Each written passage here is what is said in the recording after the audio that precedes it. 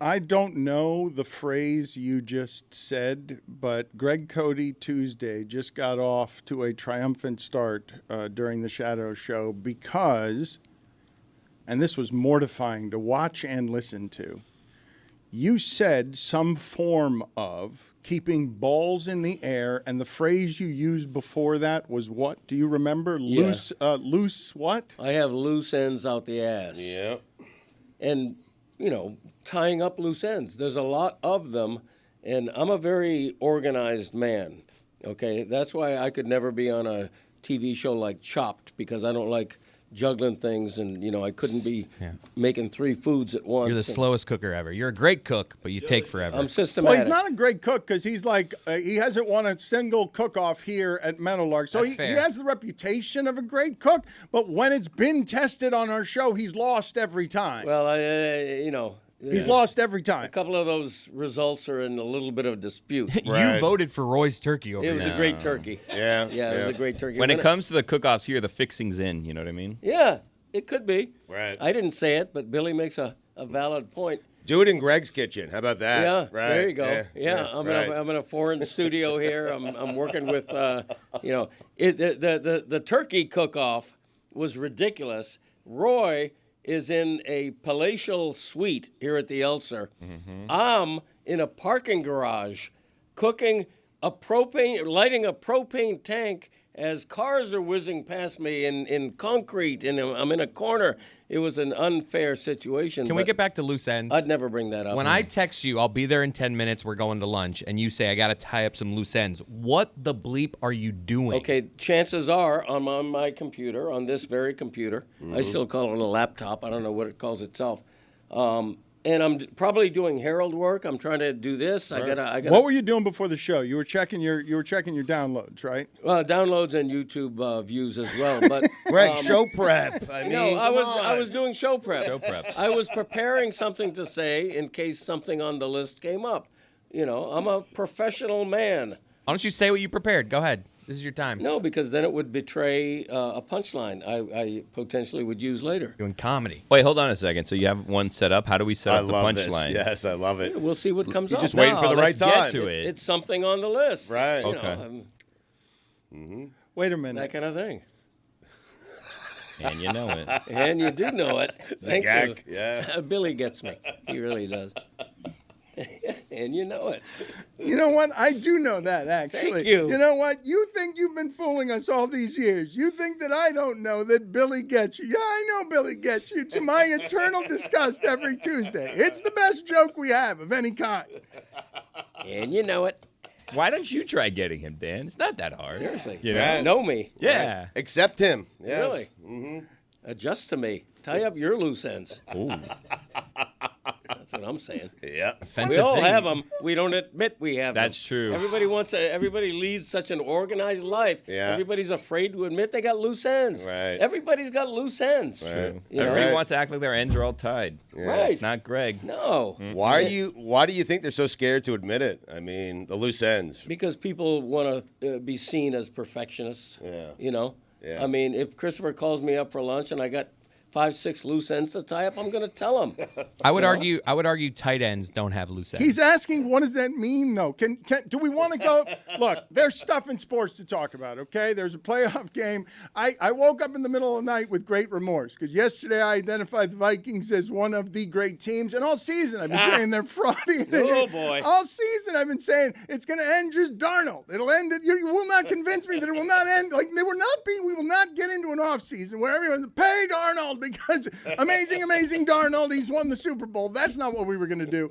But I legitimately want to know what, like Chris does, what are these loose ends we're talking about? Like, what do you have to do? Do you have to sort some paper clips? Like, what are the things Greg Cote has to do before leaving the house? Because, and the reason I was mortified before the show was, Greg Cote is very comfortable telling his wife to do more. Just yesterday on our show, both this giant toddler and his oaf of a son said Mom needs to do some better job with the wrappings. Oh, yeah, for sure. Because she hasn't done a good enough job with the lawyering partnership stuff. A lot of gift bags. And She's raising. using bags Yeah, now. it's I mean, it's cheating. Look, this woman is a titan of South Florida industry. And then she does the thing of, we're not throwing away any of these bags. So it's open the bags, fold them up neatly, and then hand them back to my mom. I know I don't want to waste paper, but it just becomes like, that's what she's focused on Christmas morning. Where are the bags? I need them back. So next Christmas, you get the same bag? Yes, they're recycled bags. Terrible. You're getting a gift in a used bag. You know, Gary the Bag Rosenfeld doesn't even do He's that. rolling over. The bag. He's rolling over in his bed. Greg, which cheating would be more offensive from your wife? Infidelity or the bags in terms of wrapping? Right. Right. She'll cheat on you once, but never use a gift bag again. Oh, wow. Or she'll never cheat on you. Would you allow But infidelity? only gift bags. Yeah. Right. Yeah. Man, come on. That's a She surprisingly cheats on you difficult once, question. and every gift is perfectly wrapped. Yeah, okay? I do love a perfectly wrapped gift. on. Oh my God! Do not disgrace this union. Half of the joy of opening a gift is unwrapping it. No, they've been married. She's Just a dalliance once in a while. Who knows? Yeah. Who cares? Here's the other problem with a gift bag. It's always got the the little bloom of tissue paper in it. Enough. Right. Yeah. Come on. They act like I can't see in that Right. bag because of Tissue that little paper. piece of tissue paper. Ridiculous. I see that it's a pair of shoes, okay? Right. You're not fooling anybody. Yeah, that's right. I looked up the origin, Dan, to get ahead of this on loose ends because I knew that you might want it. Dates back to Shakespeare. Again? Lucy Endy. Willie. Yeah. Yeah. Yeah, again with the Shakespeare. Nautical origin. Will ye, nil ye. Yeah. Wow. Nobody talks Shakespeare like this podcast. I'll tell you that. We're bringing it back. Yeah. How do you keep up with those kids? TikTok's gone down. How do you keep up with them? I know what we'll do. We got Cody and Stugotz. Let's ride into the sky. We were talking before the show. What's coming after TikTok? We got to get ahead of the next big fancy app that everyone's going to be on. Huh. You got any ideas? What are your daughters on, Stugotz? Have they moved on from TikTok yet? They're on TikTok and Instagram always. Not That's for it. long. Not for Yeah, long. I know. Sad day. Is it? I think so. Yes. What does TikTok do for you that, like, It you gets men- me. TikTok gets me. Okay, Lucy was mentioning the other day that during the pandemic, on TikTok, she learned how to do her makeup and her hair and all this stuff. If I Google, how do I make up my own face, there's 1,000 videos that come up. So how is that different than Well, TikTok? if you're not connected to any of these things, so what I assume is that a whole generation that has gotten addicted to the devices in ways that we can't quantify how unhealthy the addiction is. TikTok does it better and more attuned to your manipulating your particular brain, so you will get lost in a world where you're more and more addicted to the sugary TikTok. I thought that was the connection point. I'm terrified of that kind of stuff because I know I have an addictive personality, and so it's the same reason I haven't tried cocaine. I'm like, oh, look, something's got everybody by the nose. In the AI age, and now we're running it out of our country because we're like, that gives China too much power over our young people. You haven't tried cocaine, huh? I'm too scared to. Huh. Same. I don't believe that at all. What do you mean? He's just tying up loose ends. Can we do? Yeah, Can we do the oral history, the second half, the most honestly? What do you mean by that? Loose ends. I want to know what Greg Cote means by that because, and I asked the audience because Stugotz, we had such a fun basketball game last night. It is rare with as much attention span as we're giving the games for Cade Cunningham to have a second half that would announce himself at Madison Square Garden on, when New York matters and when you break New York's heart, you've arrived, kid. The Detroit Pistons are like, no, we're better than you all thought we were, and the reason is our all-star. He crushes you in the second half. Foul trouble in the first half, and then he buries Cat and Brunson when Cat and Brunson are putting up numbers. They're playing great, yes. Yeah, but the Knicks are playing great, but I don't want to do that. I want to know what the loose ends are. I do. Sure. Everybody has them. For me, your loose ends are you go in your office and reload your email and just see if there are any new ones. All right, loose ends tied. Look, my horse syndicate is asking me yesterday, telling me that my deadline is up. Do I want to reinvest in Comley? That I got to deal with that. That's a loose end. That's a loose Yes. end. Yep. That's a loose No, end. that seems bigger than a loose end. That's like bigger than a loose end. That's business. That's like, business. Exactly. That's just a to-do list. That's not a loose end. That's That's something to do. Listen, he could put it under whatever Yeah. umbrella he wants to put it under. He puts that under the loose end, tying up loose ends. Yeah. Loose ends are 2 and 3 minute things. Well, loose ends are not business syndicate deals. No, but that's me answering an email saying, yes, I definitely want to re-up with Calmly. Right. And then Quick, easy. Yeah. Yeah, Right. and I have an offer to write another book. something I'm Really? dealing with that. What? Major offer. Yes. That's not a loose end. It's a loose end because Yeah. it's something I want to deal with right now. A book offer? I don't want to say yes. It's his loose ends. That's not a loose end. It's up to Greg. Yeah. A loose end is like, I got to finish putting away the dishes before I go. Okay, well that's another. That's thing. a loose no, end. that takes forever. That's another thing I do that your mother never does. Whoa. Is empty the dishwasher. Just as You an guys are example. playing with fire. You guys are playing with fire Why? because Greg Cote thinks that he exists to live as a toddler all of his remaining days, and his wife, a partner in a firm, dwarfs him in every successful measure. But because he's big-timey sports columnist with some local fame, Greg Cote can't do anything else well other than fry a turkey on his driveway in bare feet. One Correct. sad cone. In Greg's defense, how many book offers does Earleen have? That's a very good question. Yep. That's an excellent question. The I'm just answer- asking. I'm not taking any Right. shots here, but Right. No. How many that's- horses does she own? Yeah. Thank you. how many presents has she wrapped? Right. How many podcasts does she host? I mean, there's a lot of things I do that she doesn't. Right. Let's be honest. But loose ends can be major. They don't have to be minutia.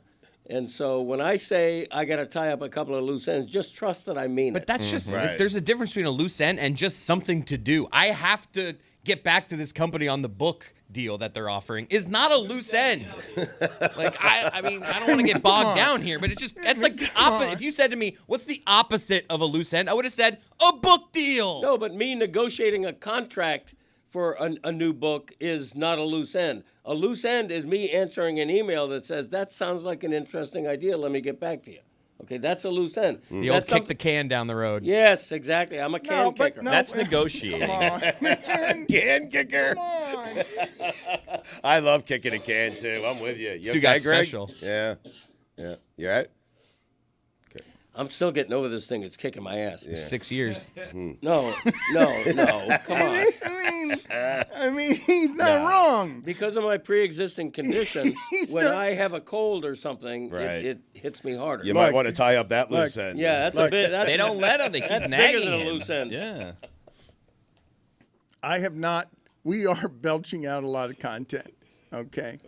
I have not laughed harder at anything we've made in any corner of the company this week than sniffing around the Greg Cote YouTube channel and just seeing Chris Cote being able to predict that his father was about to start coughing based on the number of laughs his father had previously wheezed on his father finding himself entertaining. The executive producing genius of getting in a tight window and hitting his dad with, "Here comes a cough," and getting out as soon as his father went careening from the screen with coughs in an office from the 1980s. while insisting his son do better and his wife pack better bags because, God damn it, he's got a successful podcast and he's going to cough and wheeze his way to every last profit in it. He'll get to those book deals as loose ends. He'll get to that horse syndicate as loose ends. He already said yes. Yeah, I mean, I'm in. And he will tell you he does not come from privilege because he is on his driveway with toes he can't take care of, frying a turkey. That's correct. Telling his wife to get back in there and do better bagging the gifts during the holidays. I mean, it's not a lot to ask. That's I a mean, she sore can cheat on subject. him once. I mean, Yeah. That's a sore subject. It's not a lot to ask to wrap a gift. I'm going to ask my mom this, see what she would choose in this dilemma that we've created.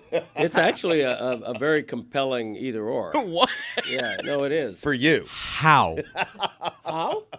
How do you would allow disrespect this union this way? How do you do this? It's not disrespecting a union. It's having faith and trust in my wife. I'm very secure in my marriage. I don't necessarily believe in open marriage, but it's not something that I condemn. Right. And I believe that much in a wrapped gift. A perfectly wrapped gift. Perfectly wrapped gift. Yes.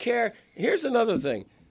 Nobody uses bows anymore and ribbons. You're right. Okay, when Yeah. you wrap a gift, It's waste. take the extra effort to put a bow on it. Right. Okay, and be careful where you place the bow. Yeah. The bow doesn't need to be right in the center of the rectangle or the square. I prefer a bow on a far corner. Oh. Do you really? Huh? Yeah. Not smack in the middle, No, huh? I prefer a far corner bow. Not the near corner. No, Reach for it. an yeah. FCB. Right. Exactly. Greg, how do you feel about like handmade bow over here? How do you feel about handmade bows versus like the pre-made bows that have a little sticker on it that they just push? Yeah. I don't mind the pre-made bow because I've tried to make my own bows out of ribbon. Not that easy. Yeah. Not that easy. It's an art. Yeah, it is an art. But I also like ribbon. I like ribbon. Where you tie, you go one way and then the other way, and then you tie it. I like the yeah. thicker ribbon, not the. I loathe the really thin ribbon. Like balloon ribbon. Very width, tricky. The width of Yeah. a pencil. Yeah. Yeah. We want to eliminate that ribbon altogether. Right. It's for birthday. It's not for Christmas or Hanukkah. That's for sure. Yeah, that's for sure. Greg, this is somewhat related to gift wrapping and the party situation. I don't know if you've seen this. Party City is going out of business. They're have. closing them everywhere. I have a concern. I don't know where I'm going to get my helium moving forward. Wow. Yeah, that was my helium spot. Okay. You know, you go, you take the balloons there, they fill them up. Now I don't know where to go. Yeah, I couldn't begin to, the Helium Depot, I guess, is the Yeah. place I'd send you to. But there's a Party City near me, and there's a big sign on their window. I think it said 99% off. I don't believe that. Are you telling me I can get a $30 statue for $29.70? I mean, No. for 30 cents? No, Right. that's not happening. Well, they're going out of business, though. I know. Right. Yeah, they are. It's So taking maybe you can. Taking them a long time to go out of I business. know, they're Yeah, doing the right. Elton Slow John burn. thing. It's like the Yeah. longest farewell It tour is, I've ever heard. Yeah.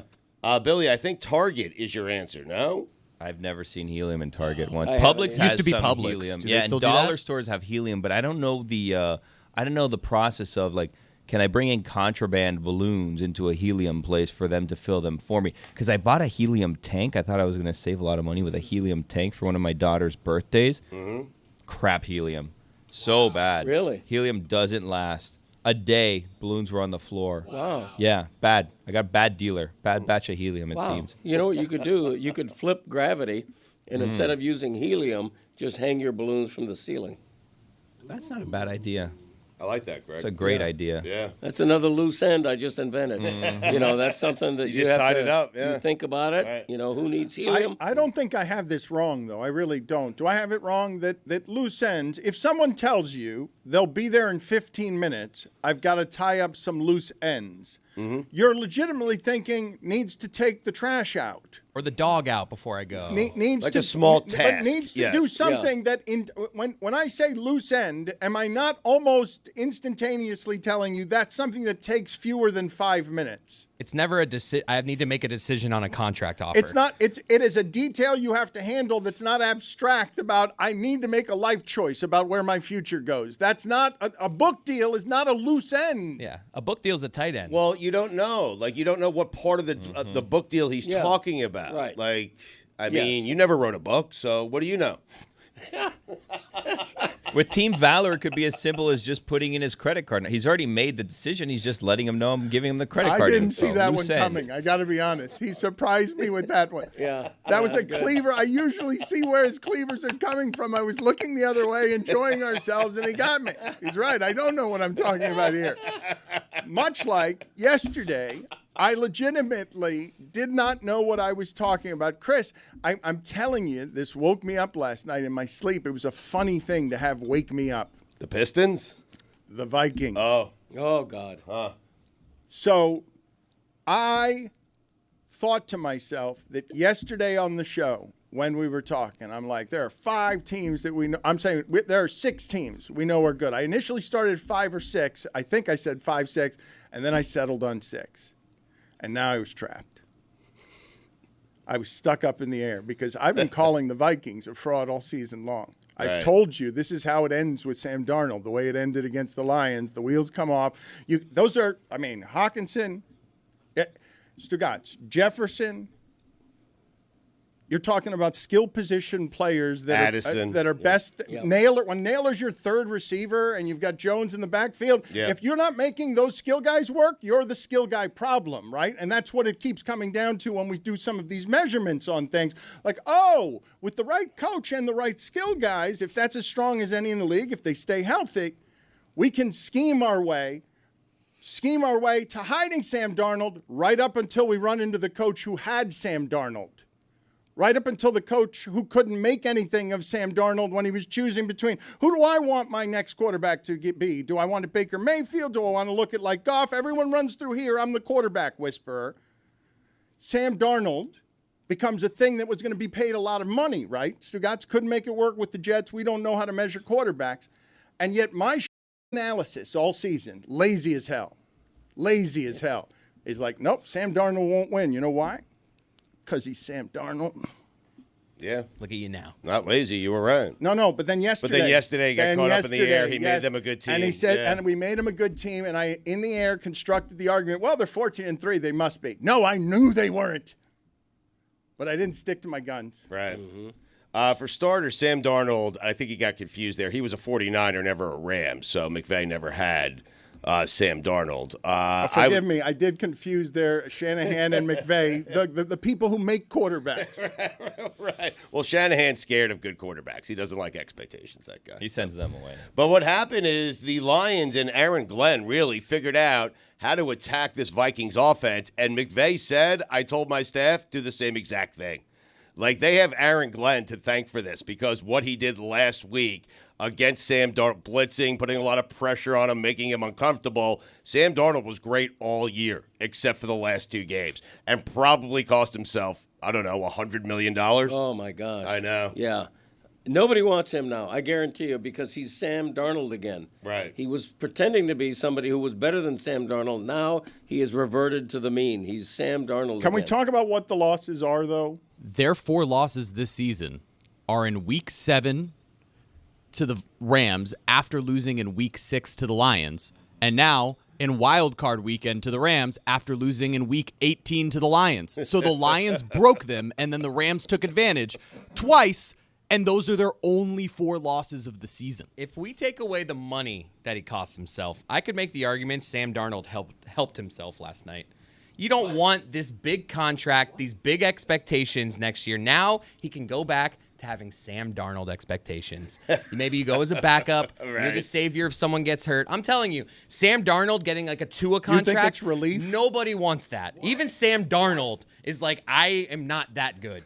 Okay? I know I'm a little, I got plenty of money. Okay? I'm not saying he cost himself money last night, but stress, he helped his life last night with stress-wise going forward.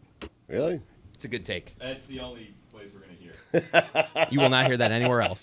Sam Darnold is relieved But that they lost. Dan always says, keep expectations low. You know what Sam Darnold did the last 2 games? He brought expectations back down. Right. Oh, yeah, you're Sam Darnold. You're Yes. not a savior. Right. Because if he played well the last 2 games, he was going to get a big deal this offseason. So he did And it he on didn't purpose. want that. Nobody wants Who that. would want that? Nobody wants Yeah. that. I'm telling you, fiscally, he wants that. Emotionally, he wants no part of that. Right. Yeah, valid. It's a great take. Yeah, that's your own, man. Nobody's coming after that take. No one wants it. You know what is wonderful? What is wonderful about what just happened there? Because yes, everyone stand back and salute. Off of that game last night, everyone's eating at this trough. Everyone is looking, what's the space I can occupy that no one can occupy? Everyone's going to have the take that I just did. Hey, Sam Darnold was Sam Darnold. Chris has said something that is almost purposely outrageous and outlandish and also true. True. because everyone wants the $50 million contract. Yes, but then what are they paying for? Oh, the expectations. No, get those off of me. So this is the anti-Matt Flynn? Well, Chris is the anti-athlete mentality of please give me all the money. Don't make me do any of the work. I just want the money. And Sam Darnold now, no expectations, can go back to being Sam Darnold, what we all thought Sam Darnold was, instead of what Sam Darnold dreamed he could be. Chase Daniel. That's what a life that guy had. Sam Darnold had 35 touchdowns and 12 interceptions. Someone's going to sign that guy to a big deal, Right, but now he'll get 17, 18 million a year instead of 50. Right. And now you make plenty of money, right, and you lose the stress. Or he gets to be the highest paid backup quarterback in the league, which is the best thing you could be. If the maybe Dolphins, Miami. If the Dolphins get Sam Darnold, that's good. But you guys have him settling for a backup role. I'm just saying. Why not get over the starter role? Where do you think he is now after these last two games? I think I don't think it's going to be the Vikings because they have a rookie quarterback in J.J. McCarthy, but I do think there's a team who needs a quarterback who's going to sign Sam Darnold to a pretty big deal. New York Jets. Yeah, maybe. It might be the Jets. It could be. He's definitely not waking up happy today, though. Well, I'm just saying the stress of relieved. the big deal. The stress of the big deal. Going as being the savior. Sam Darnold, you're not that guy. You're not that guy, and I think he knows it. Whoa, I don't know what that means. A whole lot of people are saying not that guy to others, not that guy. Cam Newton says Jason Whitlock's not that guy. Jason Whitlock hits him over the head with a Bible. You got 8 kids by 3 women. Like that's what we're doing. Those are the games we're playing. Those are the loose ends in the politics fight. How'd the Bible come into this? Yeah, politics. It's where Whitlock hides. I thought we were talking about Sam Darnold. Yeah. That's what they told Gino. Gino, you're not that guy.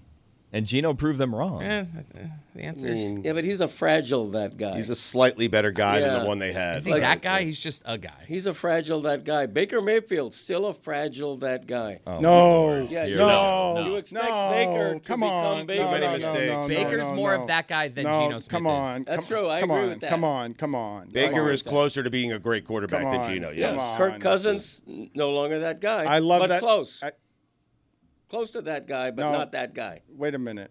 There's two different things. Kirk here. Cousins went from being that guy 4 times to He's not that guy. He's He's a guy. not that guy. He's He's back. a He guy. may have been Right. that guy for a small period. He's back to being a guy. Wait Yeah. a minute. What do you Jared Goff was not that guy. Now he's that guy. Okay, I Right. need some help. No, Jared Goff was a guy. Now he's that guy. There's That's only right. like 5 or 6 that guys, you know? Yeah, that's it true. in the NFL. I'd say there's like 8 or 10. There's not 8 to 10. There's a big 3. Right. Okay, Kyler let's Murray's, list all of these. Kyler Murray's He's not a that guy. He's I think a Kyler guy. Murray's that guy. No, a he's For guy. that he's not that team, guy. a guy. No, For he's the not. Cardinals? A No. guy? No, he's He's a a guy. marginal that He's guy. a guy at the moment, Yeah, he's right? lower I than mean, that. that guy means that you're taking your team and lifting them to a place that they wouldn't be otherwise. I think with Kyler Murray, Yep. you find some other starters around the league. Maybe he's just one of those guys. Jaden Daniels, that guy. That guy. That guy. Wait a minute. That's for the now. easiest. Hold Yeah, on a he's that second. guy. Yeah. Hold. Okay. Caleb Williams, Wait a not minute. that guy. Wait a minute. Not that guy. Not that guy. Great Yeah. call, Greg. Not Not yet. that guy. Yeah. Bo Nix might be that guy, even with a first-round loss. Same with He's Baker that guy. Mayfield. He also Yeah. might not be. Right. I mean, right? So- Bryce Young is that guy. Yeah. Well, Whoa. yeah. Well, There's hope. Hey, whoa, hold on. What are we doing? You mother. Come on. That's You a might be grenade. that guy. Yeah, He might guy, be. you He very well ruined might the be. game. We could have Chance of blamed being that that guy, a guy for months, and you ruined it by throwing the Bryce When you Young throw that nuke in touchdown, there. you don't even see them catch the touchdown. You're that guy. Sometimes that guy becomes a guy. Last year, C.J. Stroud, that guy. This year, guy. No. Yeah. Yeah, It can yeah, fluctuate. come on. It's just a Yeah, guy. it can go week to week, honestly. Guy is a Guys, fragile come thing. on. Fragile thing. Guys. Loose ends. Yeah. Wait a minute. Tua might be that guy. Right. Might not. Wait a minute. When he feels like playing. Yeah. Wait a minute. You're telling everybody that C.J. Stroud is just a guy. Yeah. Which means you're also then going to make Justin Herbert just a guy, correct? He might not even be a guy. Yeah, that one. Yeah. Yeah, that one we don't know. Are you? That's the high. jury's out. Wait a minute. I believe that what you have done. You tell me if there's a better one than this. I believe that you have just brought a guy to the limits of where a guy can exist to insult C.J. Stroud. I believe you're not taking into account how hard that position is to play and how hard it's been to play as him this season with pressure up the middle. Like for you to hit him from over here with a guy. Give me a better quarterback that you insult more than C.J. Stroud by just calling him a guy. Justin Herbert, Jordan Love. Guys. Love's a good one. Yeah. Very good. Jordan Like. Yeah. Last year, Jordan Like was that guy, and now he's just a guy. Well, he's It that guy happens. during Toyotathon. Yeah. And he's a guy otherwise. Right. Some guys turn into a guy. I mean, Nothing wrong with being a guy. yeah. Yeah. Not everybody can be that guy. Like Caleb Williams might still be that guy. Right. Right now, just a guy. Yeah. Right? Yeah. Exactly. Yes. There's Correct. time. Is Matthew Stafford that guy? Yes. I think he is. I think the Rams He's are that going to the guy. Super Bowl. He's been that guy even before last night. Yeah, Matt Stafford is that guy. Yeah. Is he just Matthew now? He used to be Matt, didn't he? He grew up, yeah. Yeah. Matthew. That's He's weird. the to wear rare backwards both. hat. I think he's the rare both. He was Maddie back in grade school. There's a gladiator in the room. Roy, we'll wait for you. That's fine. I'm a little bit confused. I really want to dissect what's By just the guy thing? No. I wanted to stay there, but Roy has decided that whatever his today miseries are need to interrupt what we're doing here with 6 minutes left in a live segment, so that he can tell us all about how miserable he is. We'll get to that in a second. No, we will get to it now. I had my car broken into, which is why I'm Oh, no. late today. Man. That's why he's dressed like a gladiator. Sorry, Roy. Yeah, my If only they chariot saw was the way you were broken dressed. into. Yeah. Would have thought Sorry, twice. Roy. Yeah.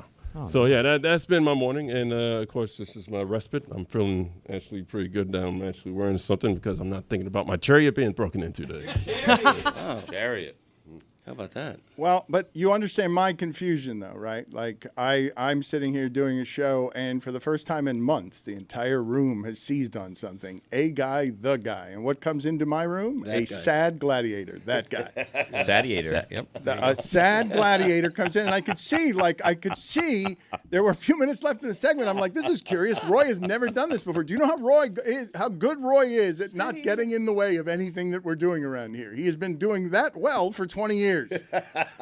For him to come into a room so deeply moping that he would interrupt I was watching the ball bounce around the room in a way that was delighting me. Right, but the chariot. I mean, Yeah, but he comes in dressed as a gladiator, but he's also downtrodden. Like He should be. Yeah, because of how invasive it is to have your things just stolen, Is that a loose end? taken. That is bigger than a loose end. Well, someone came for all his A stuff. contract offer, but not. I don't know what Anytime you're doing. having to deal with an insurance company, Yeah. that's a don't mega get me end. started. big deal. That's a gaping end. Exactly. So not a loose end. No. You just No. made my point. It's gaping. It never ends. Yeah. Right. Right. It's a Like big acting. thing to do. It's not a loose end. Yeah. He didn't call it a loose end. He Greg would never. It's a gaping end. Uh-huh. A GE. I would think that the gladiators were I think Roy probably has encapsulated the attitude of most gladiators. I don't think gladiators were particularly gleeful. No. Most gladiators used to go into battle, hoping to not die. Yeah, you had to go out and do some killing. I Yeah. think that's hard work. You never see a guy smiling while jousting on a horse. Only the psychos, Well, their faces are the generally Dahmers covered. of the That's world. true. They could be smiling. That's true. They are covered. Fighting a You're right. tiger or something. Like the Michael Jordan of jousters probably smiled a little bit, maybe smirked. Because he knows he's got you. Right. Would you rather fight a bull or a tiger with a sword?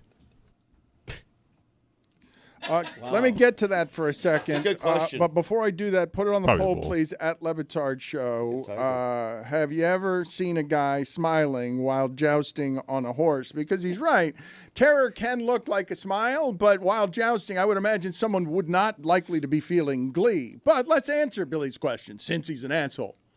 What? Nonsense. What's your question about bulls, or would I rather fight a tiger or a bull with a sword? Yeah, we were talking about gladiators. And I think about bullfighters, kind of the modern day gladiators. Gladiators would fight, tigers sometimes. So if you had to choose, I'd go with a bull. I feel like a tiger's more mobile. Yeah, a tiger can leap.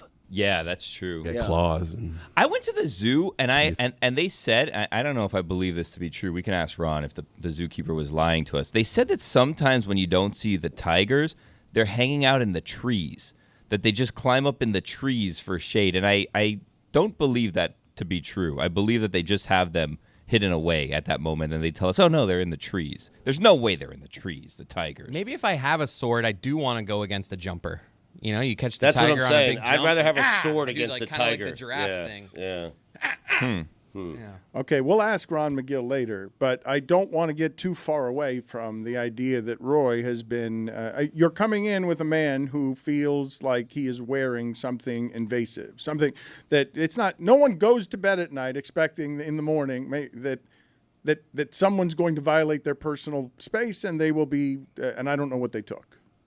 Luckily, I don't carry any valuables in the car. I don't think they took anything from Anid's car because Anid's car was also broken into. So, filed the police for reporting everything. So that's all done. But yeah, that's not a good feeling. Not a good feeling at all. Can I ask their tactic? Was it like through the window? Did they? No, they opened the door. Oh, it was just. Well, did you lock it or? No. No. That's not victim blame. Ooh, Roy. Sorry, man. No. Yeah. Forgot to? Yeah, I forgot to. This is awkward. Might want to lie on that insurance report and say that you locked it. Well, now you said it on air. Don't say that. Take it back.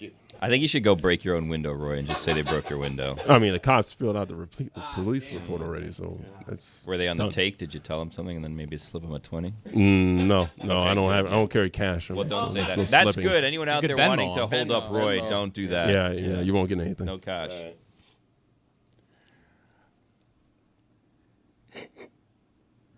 Loose ends. Brock Purdy, a guy. Oh, yeah. For sure. Just a guy. Just a guy. Trying to be that guy. What about Drake May? Coming up short. Wow. Might be the guy. Still be a the guy, guy. though. Still a guy. Might graduate to guy. Maybe. He's going to be the fall guy when Vrabel doesn't work out. We all know that, right? He's out of there in 3 years, then Vrabel in 5. Yep. Mark it. Unless he's good. You have to lock your doors. I just was personal witness in the wild to one of the great love story old man connections around baseball cards and all things that bring sports purity and love to bond two men.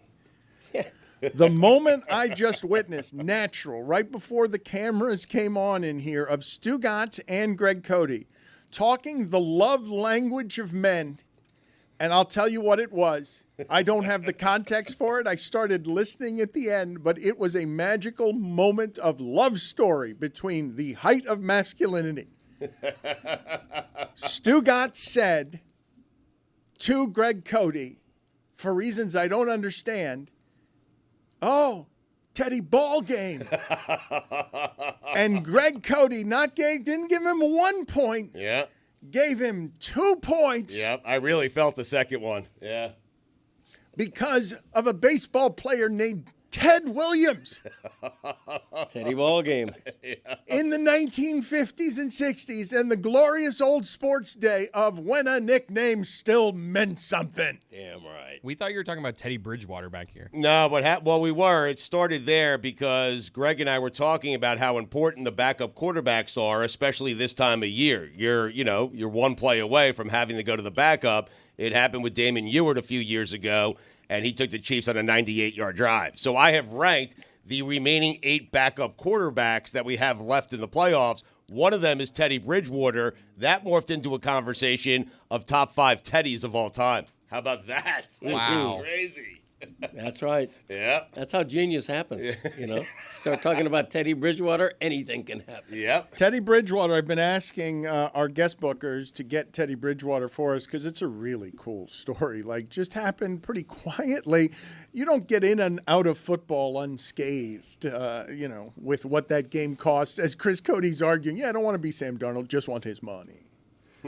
That is, my father's been saying that since childhood. I don't want to be Burt Reynolds. I just want his money. That's what Chris Cote just said as a sports argument for why he would or wouldn't want to be a quarterback. He just wants the money. Teddy Bridgewater got some of the money. Reliable backup. Comes to our city, dominates state high school football, leaves a champion, goes back to the Detroit Lions, and they might need him for a drive. And, man, that's going to be a nice story. That's what I'm if saying. somehow injuries Yes. come and grab everybody in the sport and the Lions need a rescue, because there are 4 other teams that are almost as good as the Lions, and, might the Rams be one of them? Yeah. Might the Rams be one of them? Because I'm pretty sure that Stugotz, after last night, is willing to say the Rams are going to win the Super Bowl. I am willing to say the Rams are going to win the Super Bowl. If you're an Eagles fan, That was the worst case scenario playing out last night. You wanted the Vikings, and now you're getting a Super Bowl champion quarterback and a Super Bowl champion coach, and that coach is 18-3 in December, January, and February. And they're healthier. Like That's the quarterback. They're healthier, and it's weird. That team is weird And the coach. in that it is strange. We can agree on this. It's unusual to have a system that has two of these unbelievably rugged physical receivers that no one can stop. To have two of them and a quarterback who can no-look pass in a Super Bowl because he's so comfortable throwing a football. Like, if you can't stop two receivers who the only failure of that team is if their bodies don't hold up. Correct? Yes. Because one of them was a 2,000-yard receiver and the other one comes behind him and is a 1,700-yard receiver. And you're like, wait a minute, how does that happen? It must be system and coach and quarterback working together rhythmically, and all the detours the thing is health. Like, there is nothing. It's a grinding machine that'll win the Super Bowl. Maybe it stops at Belichick and Brady because Goff's your quarterback. But if you've figured out system and quarterback and timing, and you've got a durable quarterback, and his skill guys are those two, right? Because I don't know. Who do you guys view as the best skill guys in the league? We look at Cincinnati, obviously. Minnesota. But when I ask you about this, when I ask you about what this team does with its no-look quarterback and two receivers impossibly built to get 2,000 yards in a way you cannot stop. It's not, I do not care what you do. I don't care how good your corners are. I don't even need totally to throw the ball to the tight end in the seam very much anymore. In the Super Bowl at drive time, when I had to beat the Cincinnati Bengals, Matthew Stafford has so much comfort in Cooper Kupp that even though he's the only healthy receiver left, he's making no-look passes to a person we know he's going to throw it to, because some people are so quick that you're never going to actually cover Lad McConkey. Like, he's just never going to be covered. Like, it's not a thing that can be covered either when it's that small and quick. So that team, everyone in the sport is scared of for what I just said, right? Oh, no, they've got three guys like that, and those three guys are kind of indestructible. They'll beat Tom Brady on 4th and long when you know he's got to throw it to Cooper Kupp in the playoffs. Everyone is terrified of that team. More than the Bengals, more than I'd say even the 49ers. Billy's never believed in them, but I don't think Billy would have anything bad to say about the Rams. Like, we all know if that team's healthy, it's terrifying. They also have a good tight end who got injured last night, but not seriously. Tyler Higbee. Yeah, and then Williams is an above-average running back. I mean, that is a great offense. I would still say Baltimore has more weapons and is a better offense, but the Rams are great. I can't believe I'm saying this, but if we get Rams at Lions for the right to go to the Super Bowl, it might be a better championship game than the AFC game. Like, that is great. It's a great That game. is so rich with storylines, man. Yeah, and If the Rams could derail the greatest season in Detroit Lions history, If Stafford could. in Detroit, wait a minute. You want storylines like the soap opera Revenge basketball stuff? Hold on. Healthy Rams with Matthew Stafford as the quarterback. Matthew Stafford is the best Detroit Lions player ever who did not quit on the franchise early in his career because the franchise has sucked for 50 years and swallows everyone and everything, even if it's Barry Sanders. I like that. He's the greatest guy who stuck with the franchise. He's the greatest guy to not quit for that franchise. He quit emotionally. No, he didn't. He asked for a trade. No, didn't he? no, he didn't. He stayed right He got there. traded. Look, Matthew Stafford is one of the – look, you say you don't want the expectations of quarterback money. Stafford was the highest paid quarterback, and I was like, you can't pay him like that. Detroit Lions never win anything. He's their best player. They never matter. He goes to California because McVay says, Goff, that's as high as I can go. I'm going to arrive at Belichick's doorstep, and I'm going to lose 13-3 because that's as high as I can go with you as soon as Todd Gurley gets hurt. Right. If you don't have your running back, I can't do it with just you. So I can't do it with 20 touchdowns in my running game. And so I'm going to send you to Detroit, and Detroit says, this is a stopgap. We're rebuilding with Man Campbell. This isn't a serious thing. We're going to take this money. We all know this is bad money in Goff. Goff can't succeed like that without McVay, right? I don't have any parts of the story wrong yet, do I? No. For him to go back to Detroit and break the greatest season in Detroit history's heart because Stafford can no-look pass in the Super Bowl when you get him two receivers, or you get him just one. It's like one who won't quit. one who won't quit because of franchise dysfunction, one who won't quit because he's properly supported. It is crazy to say that I would take as my Super Bowl champion any one of the remaining teams that you give me if I can just add those 3 guys and put it in the middle of my offense. I feel like I can go on the road and beat anybody. I will play on any team in the league, and I will just drop in. I'll take out your 3 skill guys and put those 3 skill guys out, and I think I'll take my chances with Kupp, Puka, and Stafford against everyone in the league. And Kyron Williams. I mean, I want to see that game because all the pressure will be on Detroit. It's their year. Sure. It's their time to get to the Super Bowl, right. and in walks Matthew Stafford. Yeah.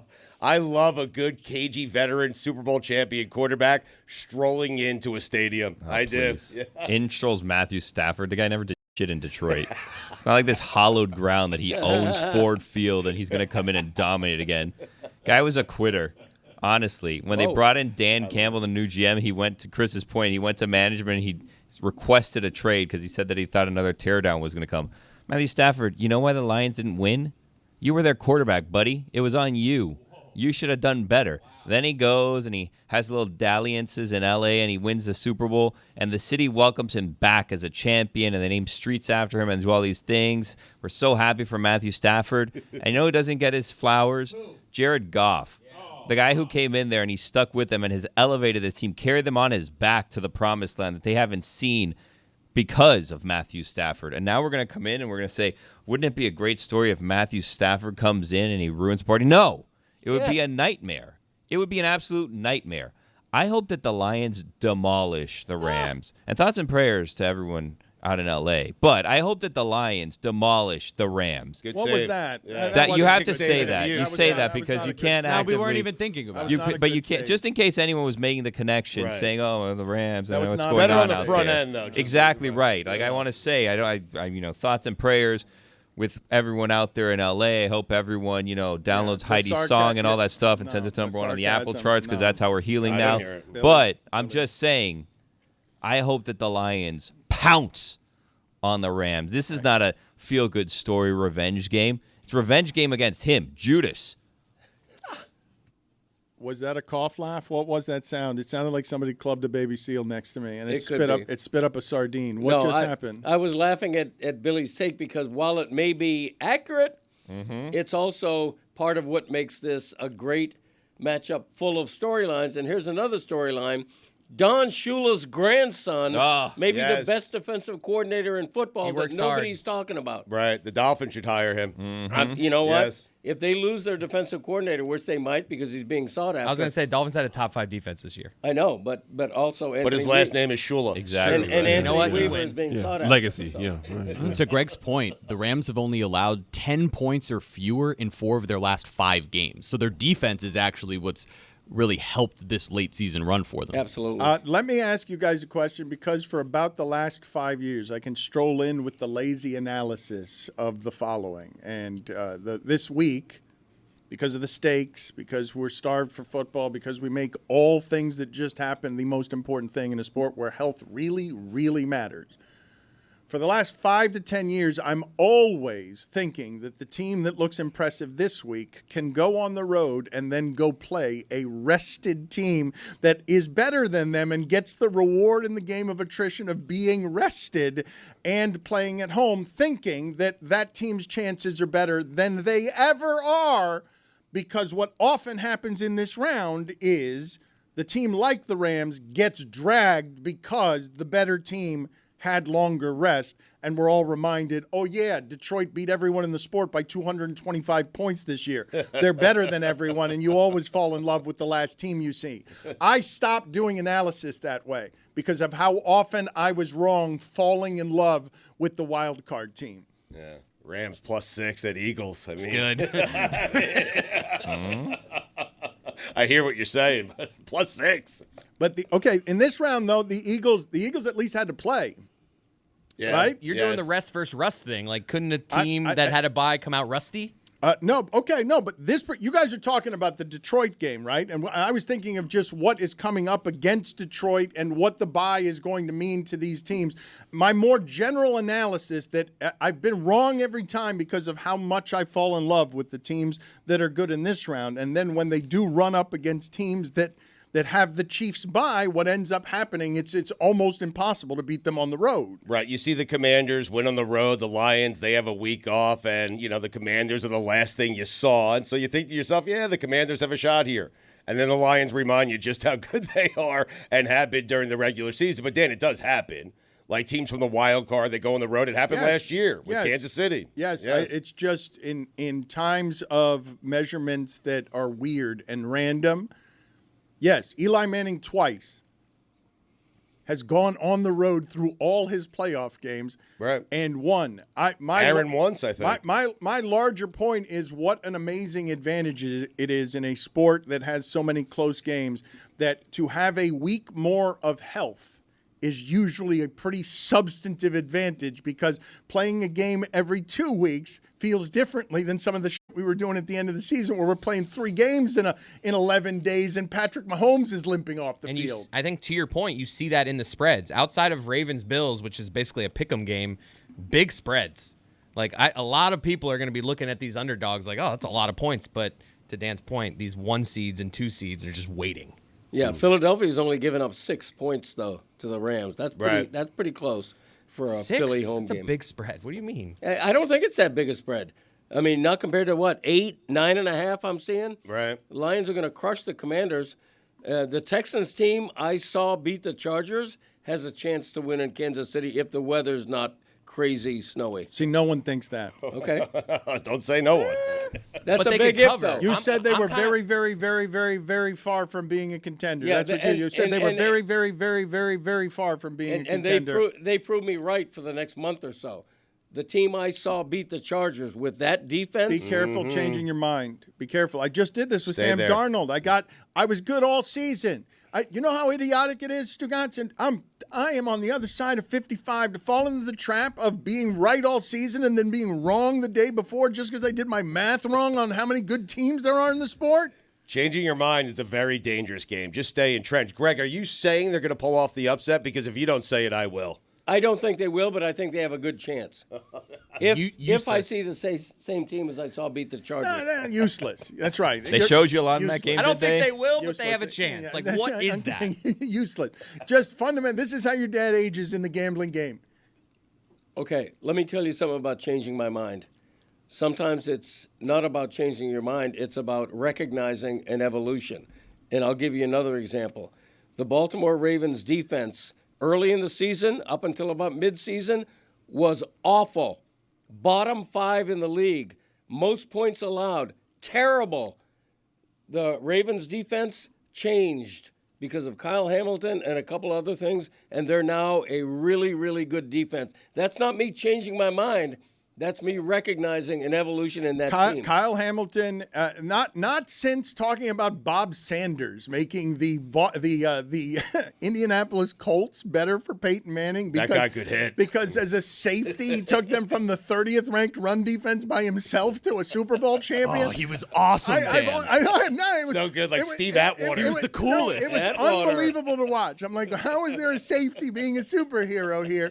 I'm so mad that Derwin James is out of the playoffs because these cornerbacks who are superheroes are amazing to me. Sanders. He was helped by the name Bob, right? Bob Just having the Sanders, name yeah. Bob. And I think he was a strong safety. That helps right. as well. Yes. But he not since then have I heard one team get more accolades for one move in its defensive secondary than what the Ravens have become defensively since Kyle Hamilton, which is number 1 in the league across the board for 6 weeks now. Yeah, that's right. We lack Bobs in America now. It's why we like do. Fred Warner. Yeah, Bob's real name is Desmond. Yeah. yeah, he's better with Bob. Trying to Bob figure is out where better, that yeah. came Bob from. is But fantastic. how did he get from there to Bob? You know what? You saw me hiccup on Bob Sanders and temporarily forget his name. It's because I don't associate athletic excellence with anyone named Bob. That's exactly right. It stopped me where I'm like, I wanted to change his name to Mike. Big Shot Bob. Hello. Yeah. But Bob Pettit. But Bob Clemente.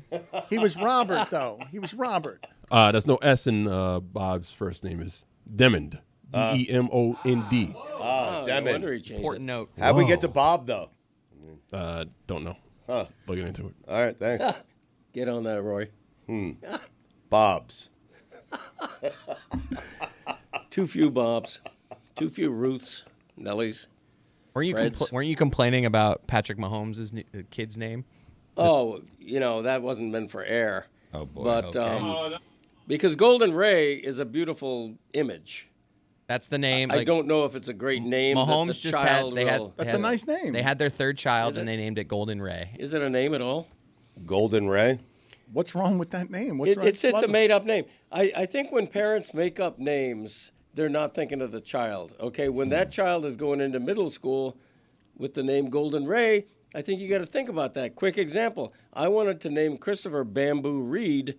Earleen stepped in and went, "Let's give him a normal name." Bamboo Reed Cody. Yeah, and she used like the it. phrase "normal name." Okay, so I mean, call her up and ask her. That kid's was going the to joke? stroll into school as Patrick Mahomes' son. Well, that's the thing.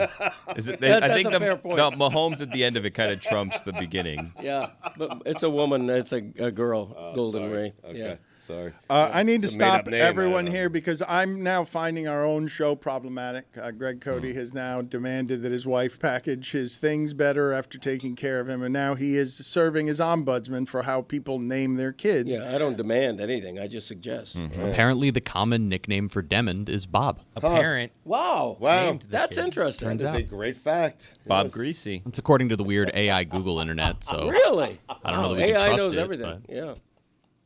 Huh. Demond? Nickname is Bob? Why? okay, It I'll should find be Demi, out. like Demi Moore or something. Dem would work. Dem? But Dem, it doesn't sound like a nickname. It's like, Dem. Who Dem? Who dat? Right. Do you Bob think? Bucher. Bob Newhart. Yeah. Yeah. Bob Newhart. Yes. Excellent. Not Bob athleticism. Euchre. Not helpful. Bob- Bob. Bob- Bob Bucher. Newhart could sling the pill. Bob Cousy. Coos. The Coozer. Chris, I would like to speak Bobby to Q. both my father today and your mother because I want to ask her some questions, including whether or not he was going to name you Bamboo Reed, because I think your father is a liar, Hopefully she's not cheating.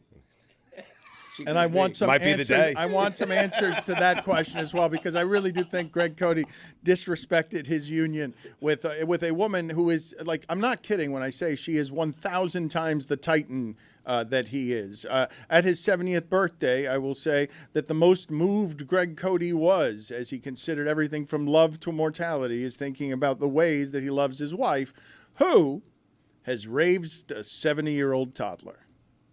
A man who cannot do anything other than brag about making podcasts and his clicks and looking out at his downloads. I'm assuming that's what Earleen loves most about Greg, his unwillingness to mature and grow up. He's a kid. He's a kid at heart. Yes. He's lovable. He's Thank great. We will Yes. ask her. We will ask her that in a second. Having been given a name that was difficult for many to pronounce correctly, Sanders asked his mother if his name could be changed. His mother suggested Bob as a nickname, and the name stuck. So the AI internet was wrong. Huh.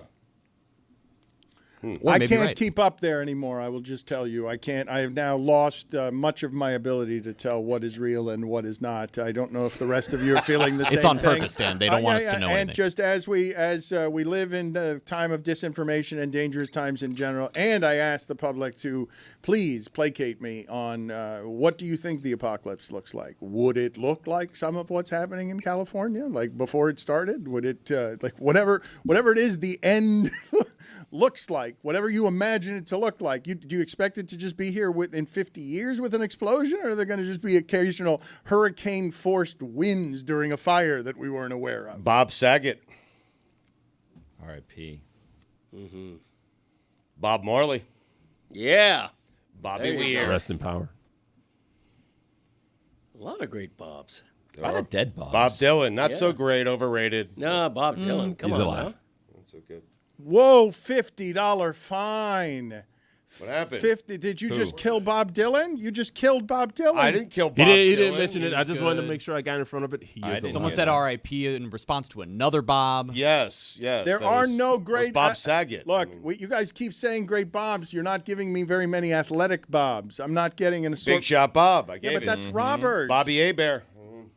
Bob Cousy. Bob Clemente. Robert. Billy gave No, you. that's Thank not. you. That's Robert. That doesn't get to be Bob. Well, they're all Robert. No, but yes, but Bob some, Sapp.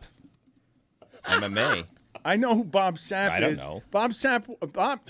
Well, I don't. There's no way. Lewis, do me the favor, just so that Greg Cote can enjoy the visual reveal of me showing him what Bob Sapp looks like, because Bob Sapp is an international superstar for just being a giant physical specimen, beast of a man in here and Japan, who could not fight a lick, even though he was 350 pounds of bloated muscle and a bit of a superhero, and everyone would kick his ass in whatever it is the fighting sport was, but my God, he was terrifying walking to the ring. Famous only for being giant. Bob Sapp was not a great athlete. He was just someone named Bob. Okay. Bobby Fischer. Bobby Bonds. Bob Boone. Ricky Bobby. Bobby Abreu. SB Nation dove into this in 2012, guys. Really? And apparently, as of We're 2012, stealing? there had only been 1,884 athletes across the NFL, NBA, NHL, and NCAA ever that had gone primarily by the name Bob, not Robert or Bobby or Bob. But at the time in 2012, the only Bob in those sports was Bob Sanders.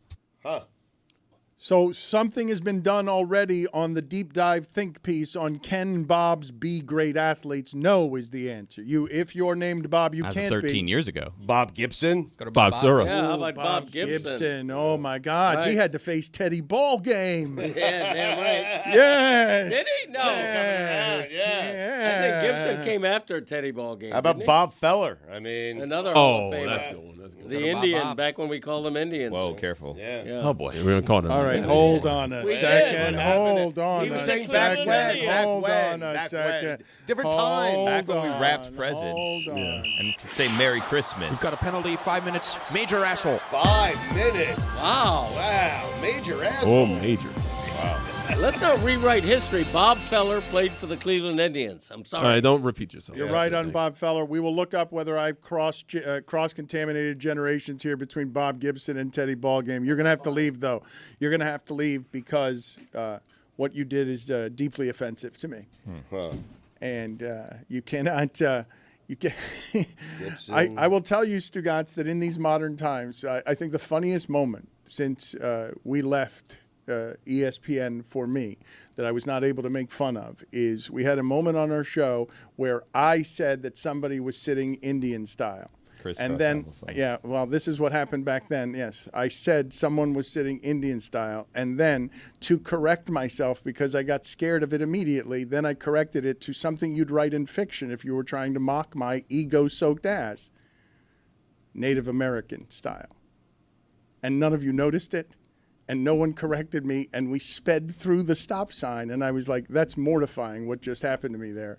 I was supposed to say crisscross applesauce, which I'm sorry, I feel ridiculous saying. We noticed. We just kept it moving.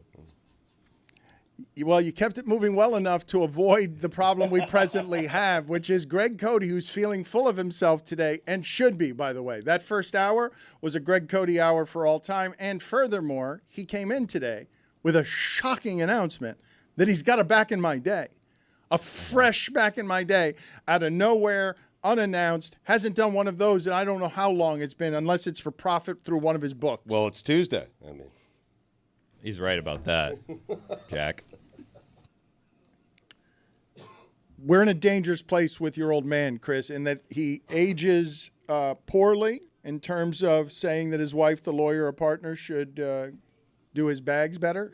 My mom is joining right now, by the way, so she should be here any second. She's not going to like what's about to be said here. Bob Gibson has faced 5 Teds. None of them were Ted Williams. But they did overlap by years. They just never faced 2 each other. years. 2 years of overlap. All right. Yes. Thank you. I am held clinging to my own ignorance. That is how the sportsman ages right there. You just crisscross generations, 60s, 80s, what was it, 90s, 70s? I don't know. Teddy Ballgame, and then you point at your friend. That's how it happens. That's how the knowledge base of I used to collect baseball cards disintegrates. Occasionally you get 2 points from Greg. I mean, I 3 have of those years, by the way, he was in the military. So. right, Okay, right. thank you. Yeah, it's an Yes. amazing story. For those of you who want to TYFYS. know the legend of Teddy Ballgame, he, in his prime, went off to be a fighter pilot. It's kind of amazing. And then at the end, they cut his head off and put it in some sort of hyperbaric chamber, and it lives in ice. Yeah. Bob McAdoo. Ah. Bob Hairdo. Oh.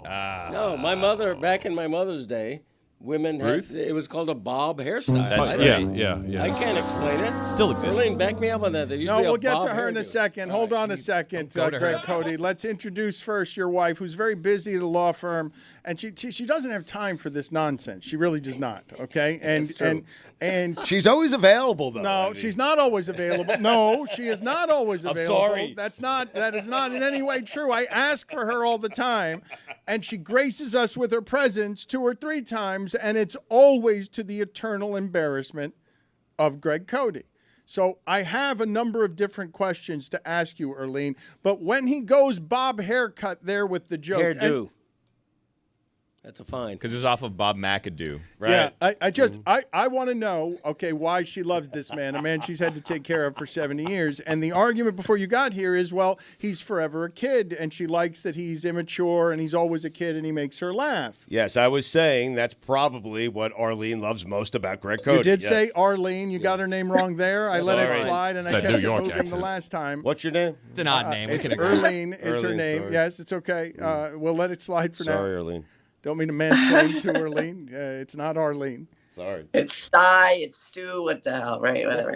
It's his longtime love and a man who takes care of this old man. And the question I want to pose to you, among many, is how is his sense of humor aging at home? Because I found that his Bob joke is lazy even by his standards, that he is getting lazier and lazier on funny with age at home. Yeah, I think he goes to the, the one that he can just like pull out of it, that he's always said over and over again, like, but don't bump kind of jokes. Yeah, agreed.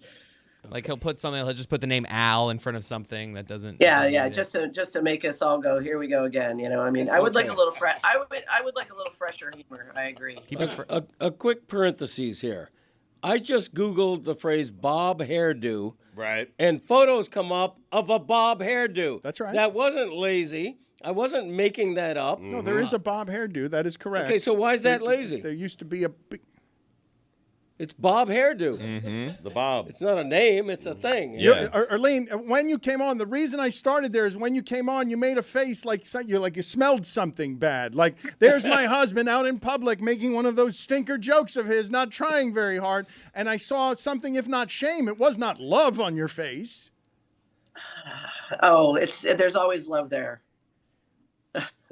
There you go. But honestly, I mean, it's like, here we, whatever. Like I said, here we go. Like, can you do better than that? But yeah, sometimes you can't. Like, Well, And but plus, what would you guys do? You wouldn't be able to make fun of him if he didn't say stupid.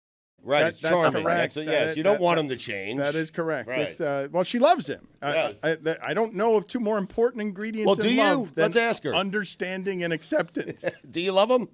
Yes, of course she loves him. Of course. Okay, just making sure. She went kind of high with her voice there. Yeah, that was a lie. I have a head cold. Give me Not wait, even wait, Yeah, wait. it's cold. Yeah. It's going around this time of year. It Earleen. really is. I have gave it to I have a number of questions. Baby. Is what you And the love head most cold, too. about him that he's a kid at heart? Sure. What's she supposed to say to that?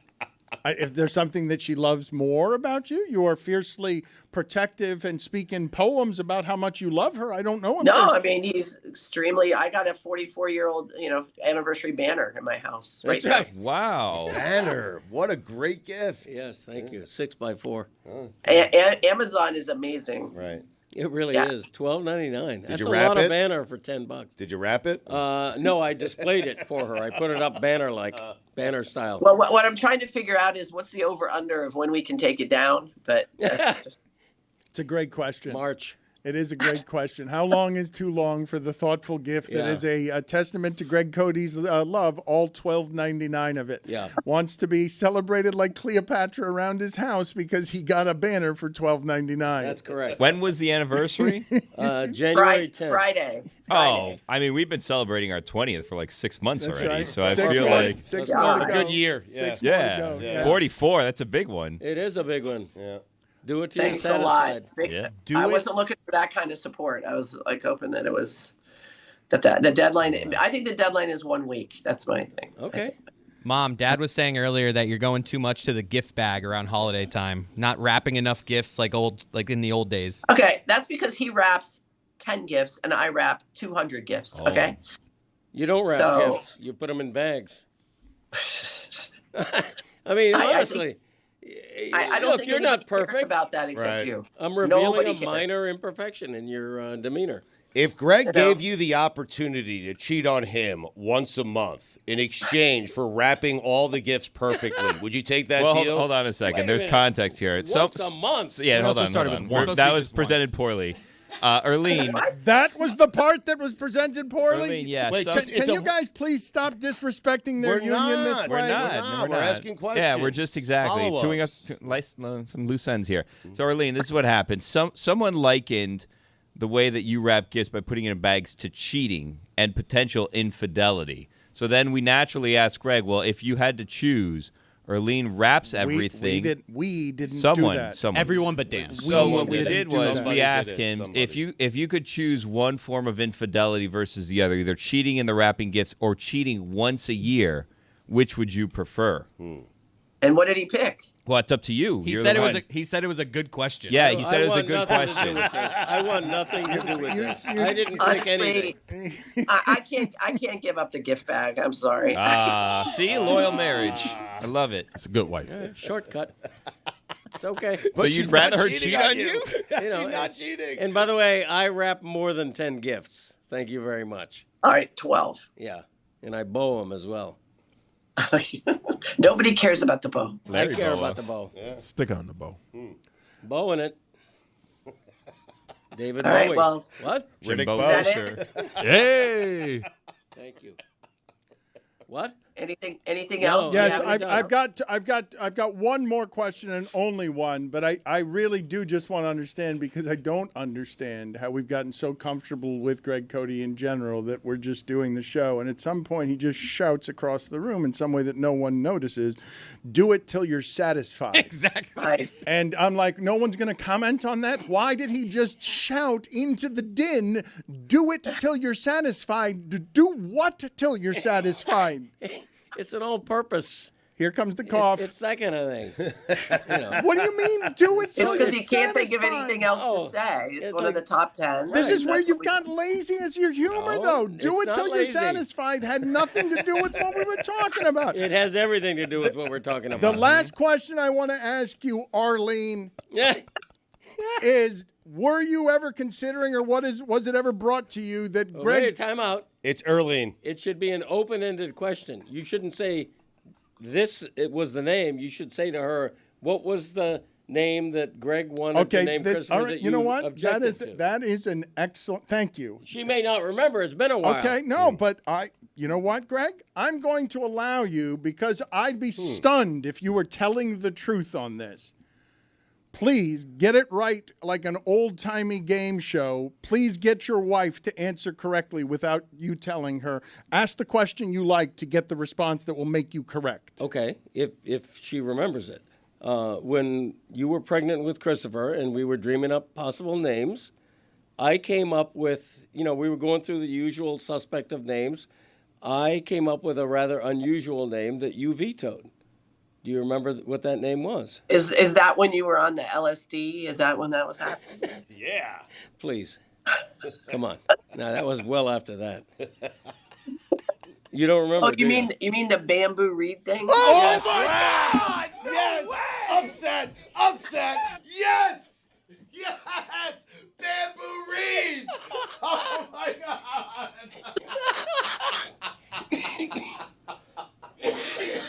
This episode of the Dan Le Batard Show with Stugotz is presented by DraftKings. DraftKings, the crown is yours. I will tell the audience here, after a few years of Meadowlark, that Tony's story is charming and amazing as one of these loyal gorillas who will run with our show no matter where it goes in terms of leaving the safety net so that he can go chase some of the things that he wanted in Miami where there are not media companies. Tony has hustled his way into something with those MMA hangouts that he's doing where a lot of people are gathering. They are getting popular. Sponsors are around him, and he's doing it till he's satisfied. And now he's brought a kid into the world, and we haven't celebrated it here, or we haven't talked about I didn't feel like Billy got enough paternity leave. I don't even know how much is You and me both, sister. is the right, how much, he says, eating Funyuns. Are a lot of people eating Funyuns these days? That's an old school snack, is it really not? is. Put it on the poll at Le Batard Show. Are Funyuns still popular? I loved Funyuns, but I haven't had one since I was 17. Did you love Funyuns at 11 a.m. in the morning? Well, I was going to say, not many people are eating Funyuns at 10:44 a.m. I ate one of my daughter's snacks the other day that I used to crush when I was a kid. The fruit roll-up just doesn't slap the same as when you were They've younger. changed the fruit roll-up, and we don't need to get into that today because we'll be on that for a while. I want to get to a number of things with you, including Funyuns. Am I wrong in saying that that's an old school snack? I would assume that many people are still eating Funyuns. I'm not used to seeing what I just saw. Not at 11 a.m., not at any time. Well, I mean, here's the weird thing. I'm not a fan of onions. I had an incident, but Funyuns I'm still good with. Funyuns are the fun onion. You know what I mean? I'm pretty sure that's why it's called Funyuns, right? Sure. Yeah, so they did it before you, Chris. I love Funyuns because they're super salty and super crunchy, which is what I love in a snack. Put it on the poll at Le Batard Show. Did you know Funyuns was short for fun onions? I don't know that is so. What else would it be short for? I just thought it was a fun way of saying Funyun. onions. Yeah, Funyuns. Funyuns. Yeah, and they're like onion rings. You know, onion rings. Have you heard of onion rings? Yeah, delicious. Onion rings I are love like circular. onion rings. Are one of the most underrated of all of the snacks. Yes. In general, I would make onion rings a Hall of Famer for underrated, criminally underrated. I don't know if it's a snack or if it's a loose end or what I would call it, an appetizer. I like this, though, a Hall of Fame for the underrated. This is great. But they're also on the all don't travel team. They don't travel well. No. It's not a good thing to get to go. Yeah, they got to be thin as well. And they can burn your mouth easily. Do they have to be thin? Yeah. Crispy. I don't know about Crispy. Yeah, I mean, I hate a wet, flaccid onion. I hate the thick onion ring though. When the onion is like that, it's. You hate that? Yeah. Yeah, too much. It's a different appetizer. You got to have the thin ring. You got to have sharp teeth because if you don't, you bite into it once and the onion comes out of the outer shell. I like the onion strings. Those are my favorite. Oh, like Flanagan's. Yes. It works Fire. for the bloomin' onion. Yeah. As well there. The bloomin' onion, that was good. Those Yes. were little pieces though. Still is. Yeah. Yeah. No. They were pretty thick. But they bloomin' were onion. small though. They weren't big, thick rings. They weren't rings, Yeah, no. they were like petals. Yeah, flower they were kind. petals, exactly. Well, it's blooming. Of a beautiful flower. That's right. Exactly. That's right. Yes, a fried That's right. flower. Yes, a fried flower. My favorite kind. My most romantic kind of flower. Ron Magill, before I ask you animal questions, can I get your opinion on both Funyuns and onion rings? I hate onions, any kind of onions. Onions and pickles, totally out of my league. I won't eat them. I hate them, and they're disgusting. It's minus pickles and onions for anything I ever order. Wow. Roy, are you noticing, like I am, that the jacket that Ron is wearing, clearly animal skin bought with some of the charitable funds our listeners, and fine animal skin bought by money that our listeners have donated to his endowment. The open shirt and the chain, where is Ron Magill coming from looking like this? I'm going to give a presentation right after I have the pleasure of speaking to this wonderful crew. What will you be presenting? Sounded Your sarcastic. endowment? I'll be presenting on Pride of the Lion. Oh, nice. Oh, wow. Quasi. Let's go. Yeah. Sell that Wait, book. you're doing a presentation. Wait a minute. You're going door to door with presentations selling the book Pride of a Lion done by you and Greg Cote? Yes, I'm doing a presentation for the Broward Public Library System up in Broward County this afternoon. Do it till you're satisfied. What kind of crowd will that draw? How many books will that sell? Is there a minimum admission? So don't know. It's a library, man. It's generally seniors. It's generally seniors. Well, that's why I was so stunned to see A.J. Brown holding a physical book on the sidelines.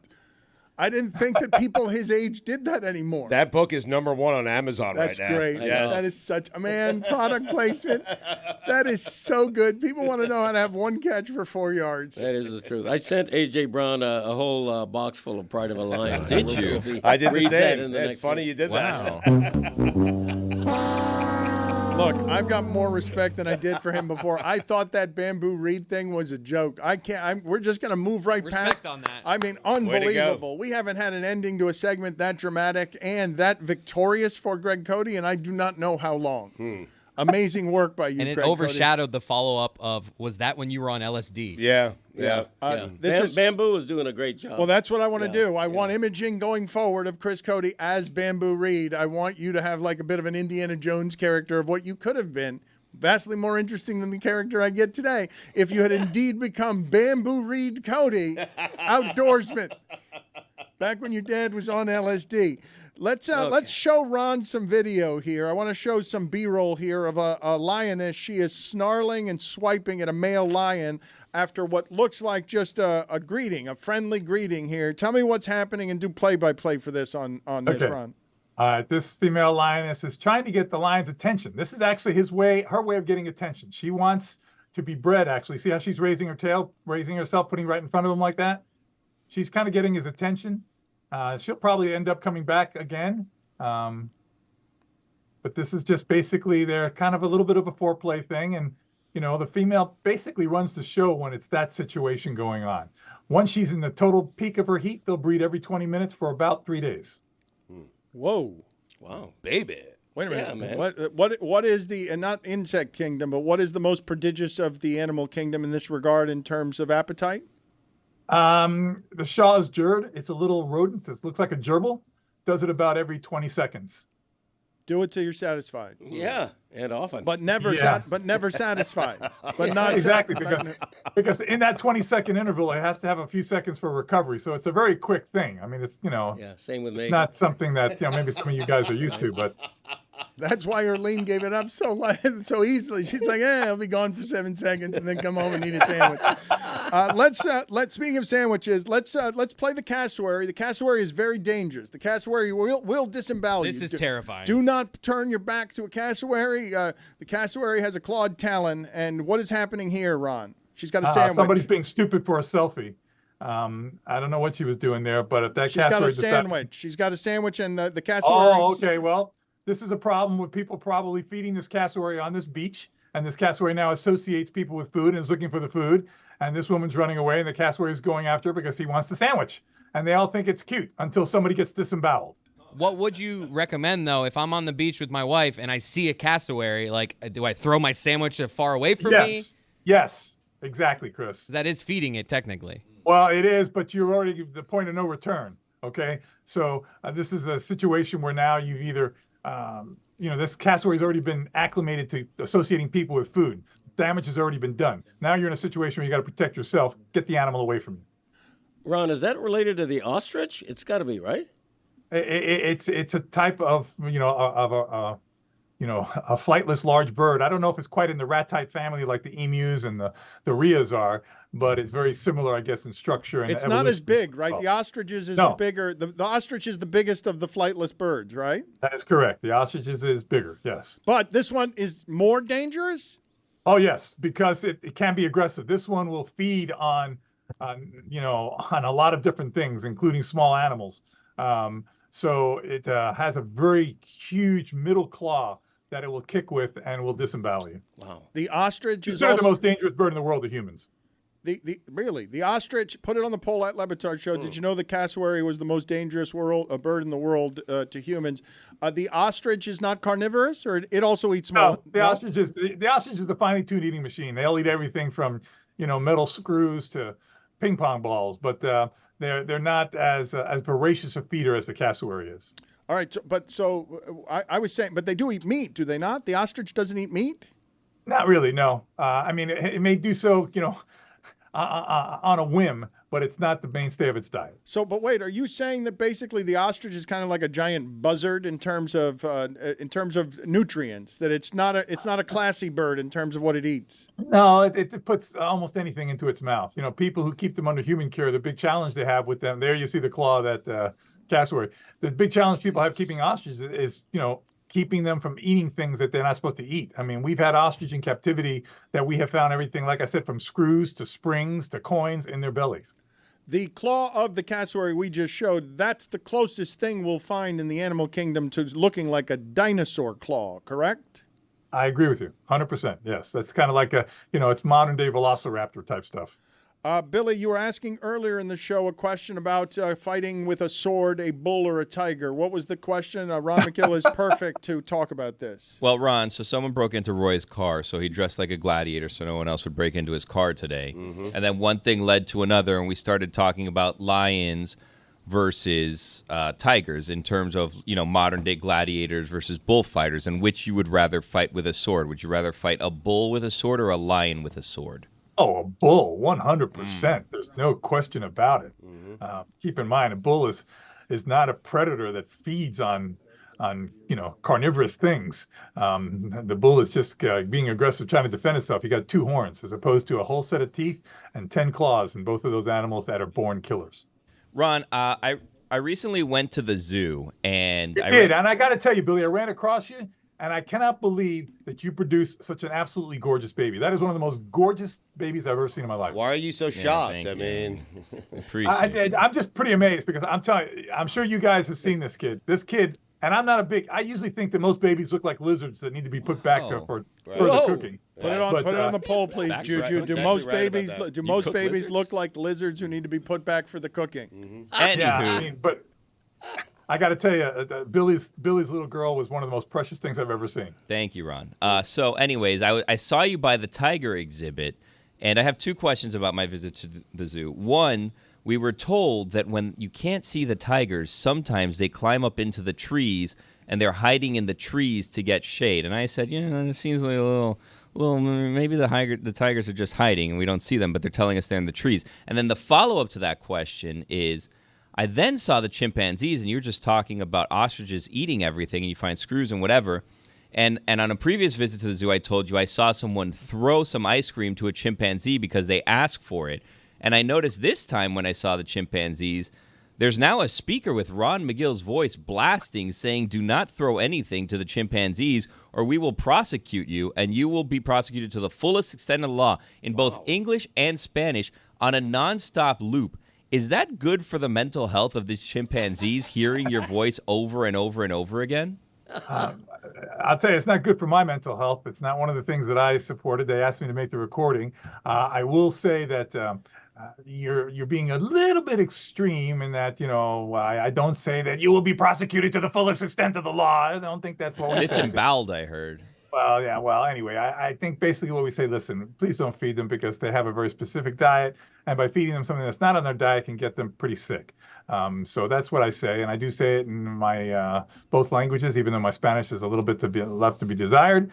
Having said that, that loop only happens when people move in front of it. It's set up by a motion sensor. So it's just, it's not playing continuously around the clock that the chimps have to listen to it, God forbid.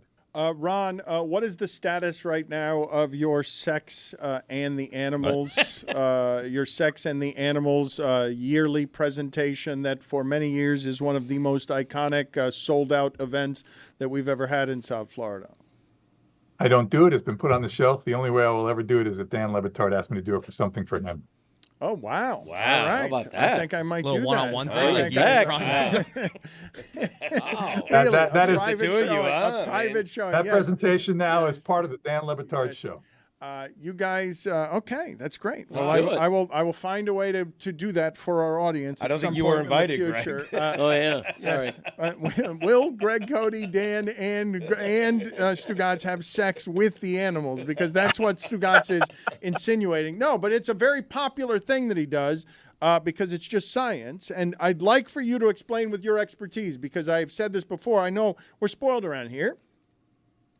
But in terms of national authorities in the animal realm, now that Steve Irwin has passed and we don't really have a lot of people who do this between languages, Spanish and English, Ron Magill represents I think, the most famous caretaker for the animals right now that we have in America, speaking on behalf of, can we just care for the animals? And this video right here that I want to show you, Ron, I want you to explain to me how mountain goats do this, what these goats are doing, because I don't understand how they traverse a mountainside this way when this seems to defy the laws of physics. Jesus. That they can... That they can have that kind of facility on the side of a mountain where if they were to slip, all of them would slip to their death. And it does on occasion happen. I will say it does on occasion, but rarely happen. It's just a wonderful adaptation, Dan. It's a matter of survival. It's a matter of growing up in an environment that you adapt to. These animals, if you looked at their hooves are almost like pointed. So they are able to actually grasp the tiniest little ledge, and they are able to survive that way. I mean, this is how they escape predators, things like leopards and other carnivores. But I will say that I have seen an occasion where they lost footing and they die. So I bet it's more not like I bet it's more common than you'd imagine. Like, we just see the good ones because they're good at it. Right. I don't know. That's possible. I do fair. know that it does happen. But the fact that nature is a circle of life, and the ones that don't succeed, they become food for something else. But again, these animals have adapted to an environment that enables them to do things that are absolutely incredible. What would you say, Ron? Because I will remind again the audience, I haven't done this in a while, the audience, the reason that Ron is so good to the show and so available to the show as someone who has never made any money off the show except for the charitable contributions with which he buys expensive cars, fancy trips, and the jackets. the jacket that he is presently wearing. Yeah. He does a lot of big work with the help of our listeners who represent the biggest donations that he gets at Miami Zoo because of how much they appreciate how great he is with the animals. So if you want to help the animals directly, his endowment is always available to you. If I were to play for you a bunch of video here that would amaze you the way that one did, what represents the most amazing thing like that you believe exists in the wild? An adaptation so amazing that it defies the law of physics. Well, I'll tell you what, Dan, I looked at, when I looked at that video, it reminded me of another one, which is probably the most jaw-dropping video I've ever seen. I'm sure Stugotz can find it. Find a snow leopard actually going after one of those animals, getting it, and both of them plummeting down well over 150 feet against the rocks and surviving. Wow. Watch that video. It is one of the most incredible videos I've ever seen of an animal defying everything to survive. So, except the, of course, didn't, because it ended up getting killed by the leopard. But look at the leopard never letting go and plummeting down on these rocks, hundreds of feet down a sheer cliff. Unbelievable. Okay. Well, another thing that's unbelievable, look at the golden eagles grabbing chamois, which is a type of antelope, grabbing them, babies that are twice the weight of the darn eagle. Now look at this. Watch this. Oh my gosh. This is unbelievable. Now it's going to grab, and then when it grabs it, they both plummet. Look at, now watch this. Watch this. Go, wait, get him.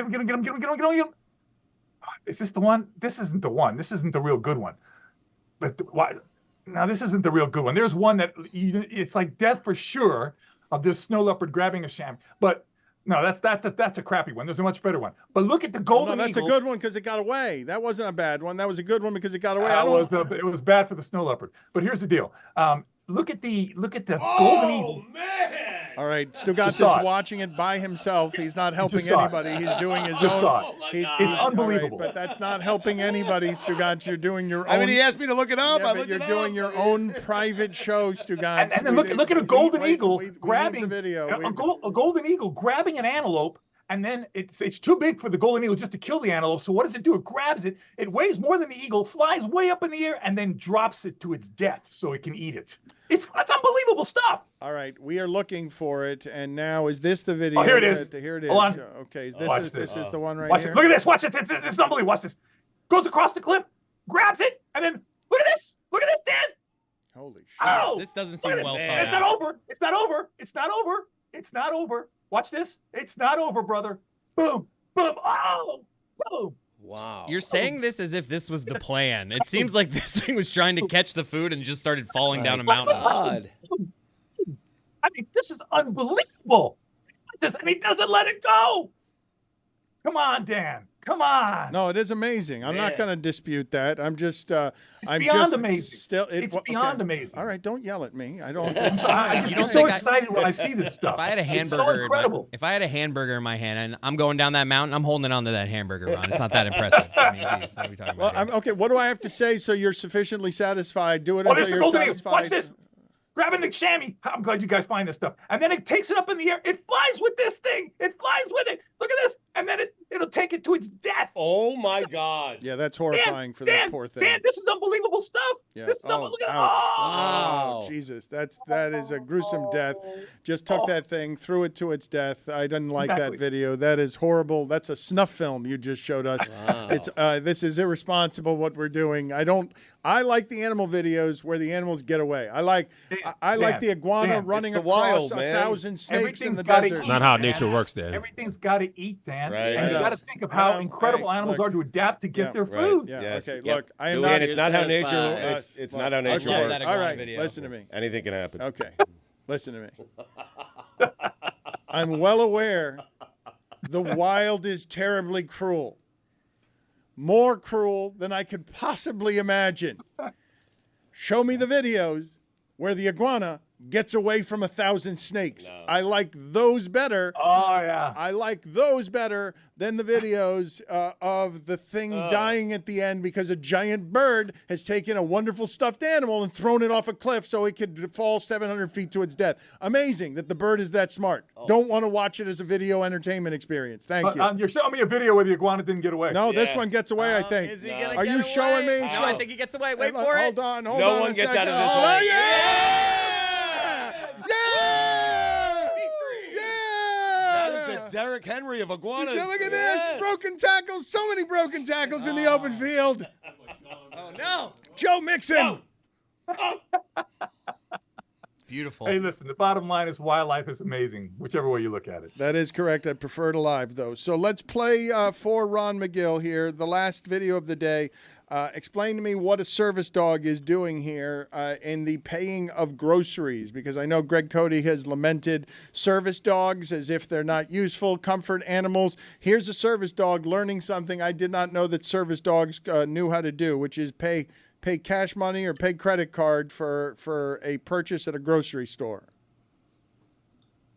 Is this stupid pet tricks or is this a real thing? It's basically stupid pet tricks. It's the dog's been feel taught like you to should, take something that the owner gives it and to present it to someone else. I'm sorry, Ron. Let me interrupt you for a second. Greg muttered something drunk into the microphone because he starred for 2 hours and is kind of bored. What were you saying, Greg? I'm just remarking that you could shortchange a dog and it wouldn't know the difference. I mean that. And you are correct, Greg. You're right. Yep. You are correct. Thank you. That dog has been trained Perfect. to give whatever the owner gives it to the person, and whatever the person gives back to the owner. Exactly. It's not counting the change. Why would you not say that loud enough for all of us to enjoy it? Why would you slur it bored I want to into cut the up microphone? how he said it originally. Play it back for it. Please do that for me. Just go somewhere. Slurred. Look, at the end of this segment, I want nothing but a gladiator in the room. Nothing but a gladiator. I want you to go cut up for me what Greg Cote asked as a question. So bored is he by the daily doing of our show that he's gassed by the third hour of doing I it. mean, it's back-to-back days for Greg. Really? It is. Seriously. So- Thank you. Look, Travis Kelce says this is the toughest job in the world. Greg Cote does no longer have the stamina for what this requires weekly, every day. And by now, of 2 consecutive days, he's usually fading. We will find that sound, and we will play that sound for you in a second. But I'm hearing from the team back there that you can't even make anything out. No. I'm about to Okay. hear the Doesn't audio. matter. Want you to hear don't, it. you don't Yes. understand. Okay, listen to me. I want everyone to know what the frustration of my General Tuesdays are. He's had nothing since shouting into a crowd, "Do it till you're satisfied." He's run out of material since then. And look at him, drinking vigorously from the cup of satisfaction. What about that kind of thing? And the Bobs. Attributed that. Right. And the bob hairdo. It was all before that. I You don't- had a spree. You had a hot streak. We fed you the ball. You took 7 straight shots. You nailed all of them. You haven't listened since. A guy turned into that guy. That wasn't Right. you. It was a long time ago. He's done his work for the day. I have. I really have. And he has it back in my day. I heard he has one. Yeah, it's Tuesday. It's of course. It's Tuesday. You know what, Ron? I've got no more questions for you. You've got to run to this presentation. Would you like to be here for a Greg Cote back in my day? We're about to unveil. He's got to run, man. The first fresh Greg Cote back in my day, and I'm going to say about 8 months. Maybe more than that. Maybe more I've got to than hear that. it. No, I'm staying. Those people can wait. Wow. Okay, Wow. excellent. He's coughing here at the beginning of it. Are you okay? Are you ready to do this, Greg? We'll see. All right. And now, it is time to take a trip down memory lane. Here's your guide, Greg Cote, with Back in My Day. Cruise ships. Okay, first a quick disclaimer. More like a preemptive strike. Way back in 2019, I did a Back in My Day about theme cruises, which are awful. Now, I'm here to talk about an even bigger and more pervasive trend in the cruise industry. If you've seen any of the many TV ads for cruises lately, you know what I'm talking about. It's all about the action and excitement now. You see any of these ads? Just watching them makes me exhausted. People dive bombing feet first down terrifying vertical water flumes, bungee jumping out over the ocean, surfing simulators, tidal waves, indoor skydiving, scaling a rock, zip lines. What am I, in a Marine boot camp? I didn't sign up for a thrill ride. I don't want to compete. I want to relax on my cruise. Get my money's worth on the drink card and doze on the deck in a chaise lounge with a dog-eared paperback on my lap, preferably Pride of a Lion. Can't even do that. Nowadays, the decks are a raucous boulevard with serpentining conga lines of dancers and Carmen Miranda hats and ping pong tables. Tell me the genius who thought that up. A ping pong ball weighs less than 1/10 of an ounce versus gale force ocean wind. You can't relax anymore on a cruise deck because the ship has jogging trails as health nuts who forgot they were on vacation are huffing it past, constantly checking their smartwatch to see if they're on pace. On pace for what? To be a more fit corpse? And why are there gyms on cruise ships in the first place? It's an oxymoron. It's like having a cocktail lounge in a synagogue. I don't need a gym to work out. I'm doing 12-ounce curls with a Miller Lite bottle. You won't catch Greg Cote doing anything more strenuous on a cruise than playing a couple of holes of mini golf, watching my wife lose at bingo, getting annoyed during some trivia contest, or praying at the roulette wheel.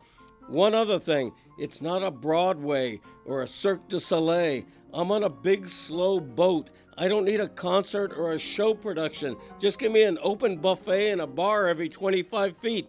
Make cruise ships dull again. I'm Greg Cote, and that's how it was back in my day. So hold on a second, Greg, and a very worthy return. You're saying that a gym in a cruise ship is like a cocktail bar in a synagogue. Yeah, cocktail lounge, I believe I said. A cocktail lounge, an important distinction because it's a funnier word, Right. lounge, Yeah. cocktail bar, not as funny Yeah. as Right. This is a prideful word thing of Yeah, that sure. It's tough to do it every Yeah. week, which is why we get them once every 8 months. Right, yeah, 8 or 9 months, yeah. Are you guys in agreement with that? Every gym I've ever gone to on a cruise ship is filled with people. I know. Sad. I didn't know they had a gym. Yeah. Same. Sad. Put it on the poll at I never get past the casino. At Le Batard Show. Did you know they had gyms on cruise ships, and also is a gym in the cruise ship like a cocktail lounge in a synagogue? Yeah. Sometimes when I'm at that bar at the top by the pool, I'll see the track where people are walking, and I always am like, get out of here, guy. Seriously. With your little mile Come on. before you go to the. You're on vacation. Yeah, I just got back. on a From the cruise. Galapagos Islands on a yacht, doing Galapagos cruise. This is a wildlife, and there was a flipping gym on that yacht. Can you believe it? I couldn't believe it. Is this another one of these paid-for trips that you've embezzled from the endowment? Absolutely. Tell me more, because you haven't been around for a couple of weeks because you've been in the Galapagos. What have you been doing? Another amazing trip. Ron Magill sees the world while wearing fancy leather jackets? I'm going back to the Galapagos in May and then to Australia in June. Nice. All right. Thank you, Ron. Good seeing you. See you, Ron. Good seeing you too, Appreciate man. it. Take care. Always Bye. good seeing you. And thank you, as always, to our listeners. That segment never gets old. It really doesn't. I don't understand how it never gets old, but it never gets old because there's always new stories to talk about with him. I'm very happy about the return of Back in My Day. I'm very happy and thrilled that our audience has supported these books so much. I will say that it is a great career honor for our show, for the audience, to respect the written word enough to make books successful The Pride of a Lion is wildly successful for a small local publisher that continues to publish multiple Greg Cote books because it's profitable to publish Greg Cote books if the people from our world are involved in them, like Ron Magill and Stugotz, and the listeners can support those things. Yep. Greg, do you have a third book on the horizon, or fourth book, I should say? Yeah, counting Fins at 50, which I don't really count. Because you didn't sell it through the show. If you had, you would count it. Exactly, yes. They've approached me about another book. Nice. Yeah, I'm thinking about Look it. at you. Yeah.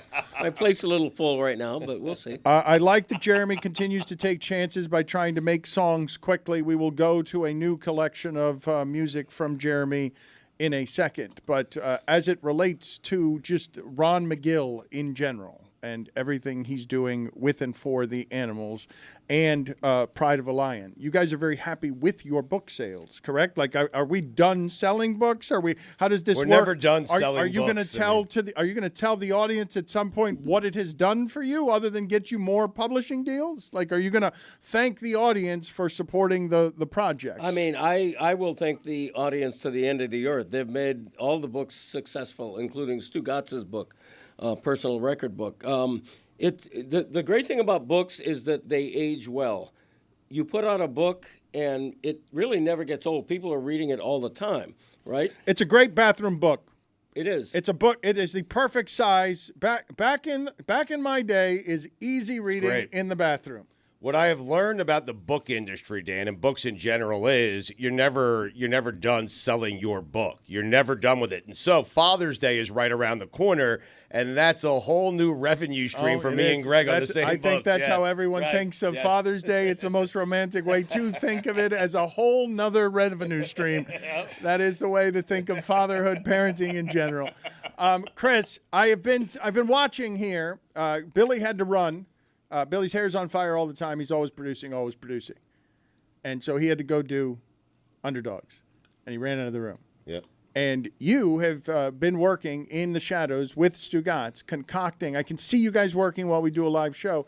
You've been trying to find this sound that Greg Cote made. And I've worked with you guys long enough, and we can communicate without talking well enough, that you guys are disappointed by the sound. I can tell that it's not good enough to get us the punctuation we need on this segment. But even not having heard it, Right. the part that I want to reveal to the audience is Greg Cote is a professional broadcaster who at this point in his career is largely bored with what we're doing around here. And he doesn't have much stamina for what we're doing. So after 2 hours where he's really been the star and wonderful, like this has been an epic Greg Cote Tuesday. Yep. Epic. An old school Greg Cote Tuesday. That's a fine, man. A Venmo fine. It's double on Tuesdays with Greg here. You know what? You're Yes, right. I've got to figure out. You're right. I do. I owe.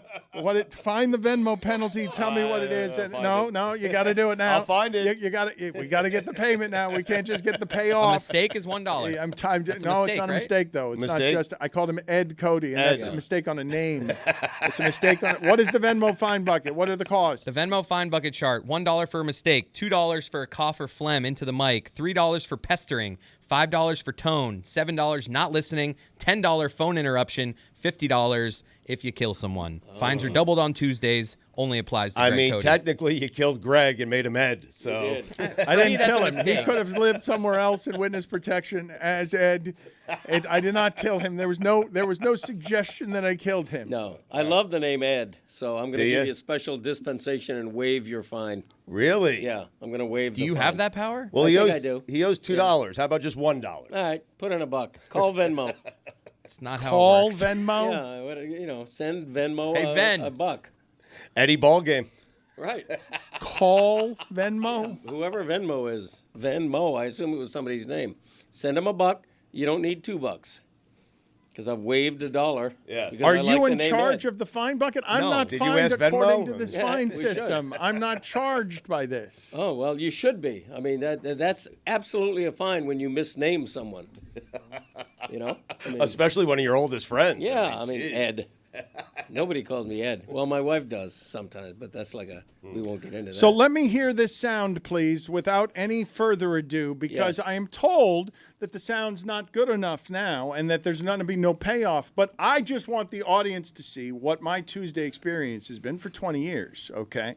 Which is I've watched Greg Cote get more and more tired. Me and the woman who loves him just agreed, my God, the comedy has gotten lazy late in age. He just throws out a couple of farts and expects everyone to laugh because, Yeah, hey, it's buy not my true at all. books. That's who I am. I'll be working on Broadway. I deserve Las Vegas shows. I'm Hee Haw 3's Greg Cote. Okay, way to speak for me.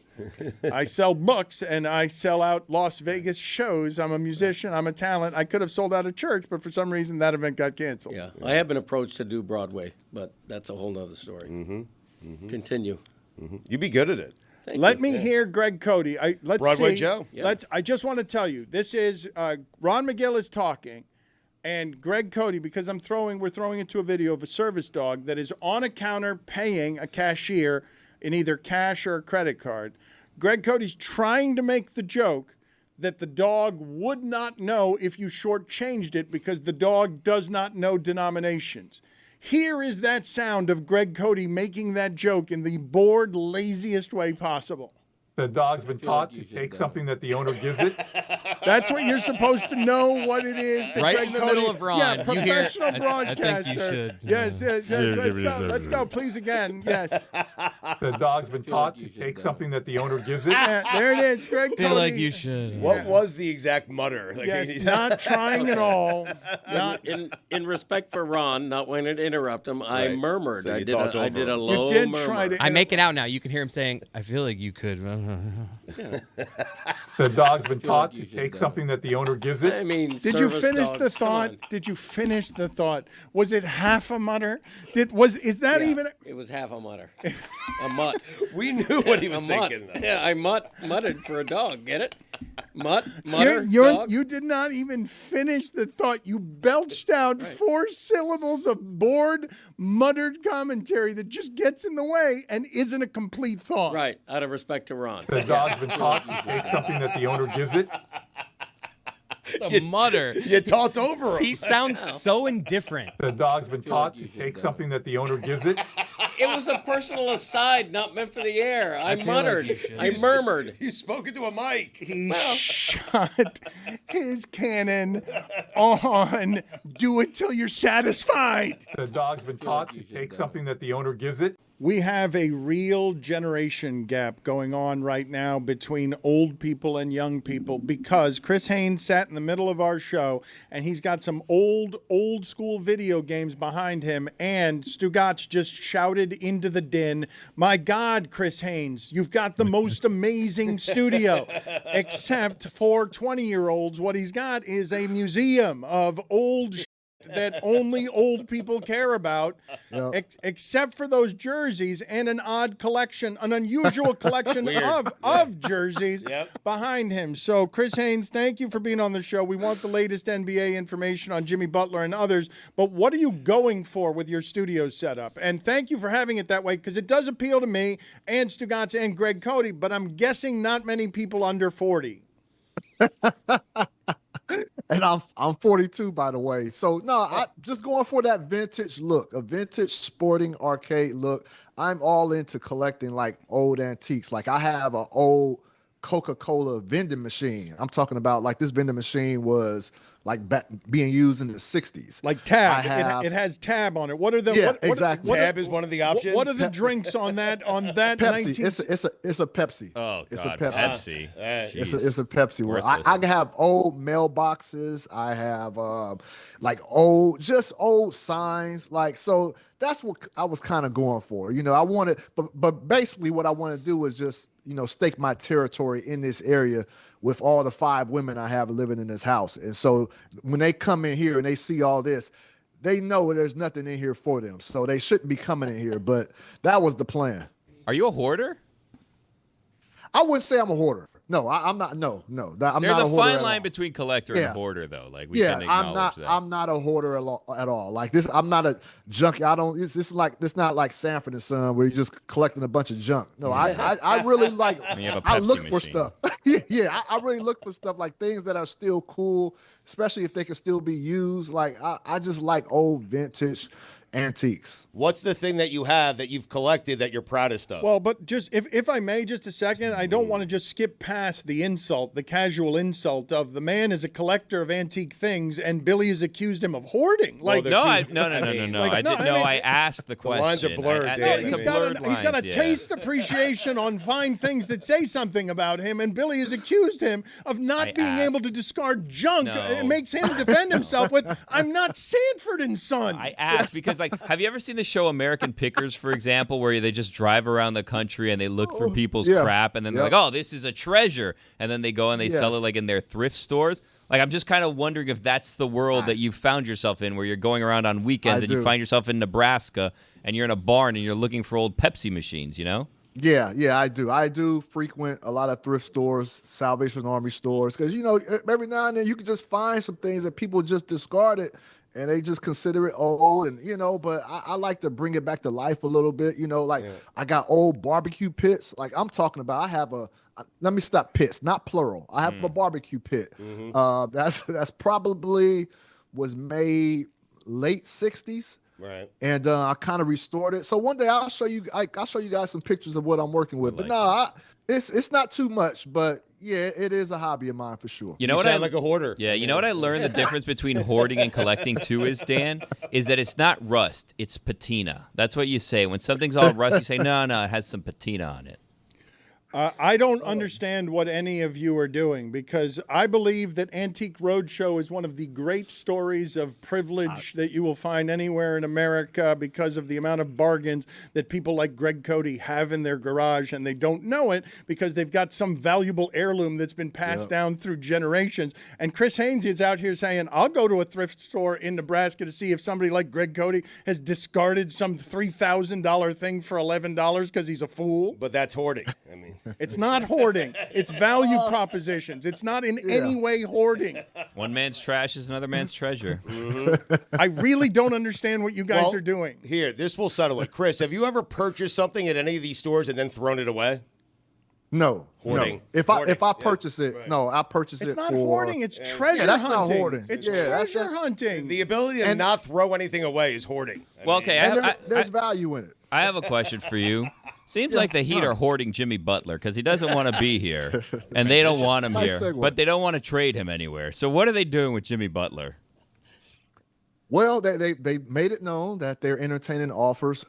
As I can tell right now from the people that I've spoke with around the league, the Miami Heat aren't anywhere close to a Jimmy Butler trade. What I can tell you right now is that I think he's a few games removed. I don't know the games off the top of my head. Maybe you guys know how many games left from his suspension, but I'm told he is fully prepared to return to play and play for the Miami Heat if he is not moved by the time his suspension is lifted. So, Jimmy Butler right now, I'm willing, I'm gonna share what I can.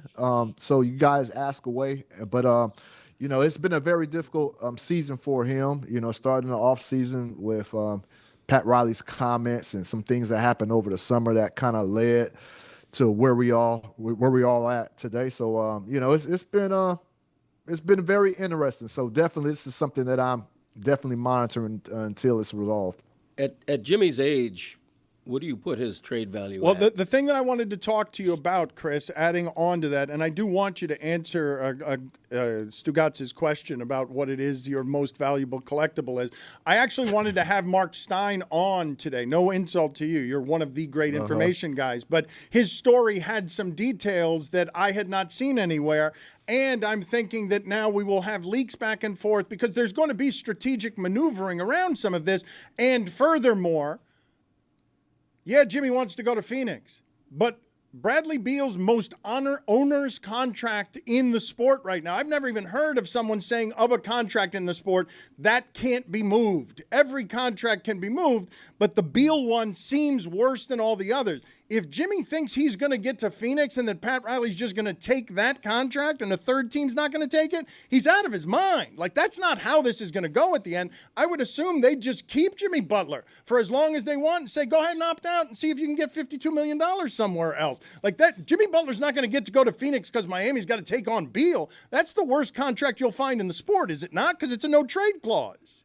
Yeah, I mean that's why only few players have those, and Bradley Beal is one of them, and he is what's making this situation that much more difficult. And if you think about it, Phoenix Suns, they desperately want Jimmy Butler. Like they are trying to do all that they can. They're trying to uncut, look under every rock and cranny and try to figure out if there's a move that can be made, and if there's a team that will take on Bradley Beal's deal, and it has to be a team that is willing to take that on. And that is the troublesome part about this situation. So that's why I'm saying, I thought it was pretty scarce to think that Jimmy Butler would be traded during this 7-game suspension in the first place. And so if Phoenix is indeed the ideal destination. So yeah, I'm with you, Dan. It's going to be tough.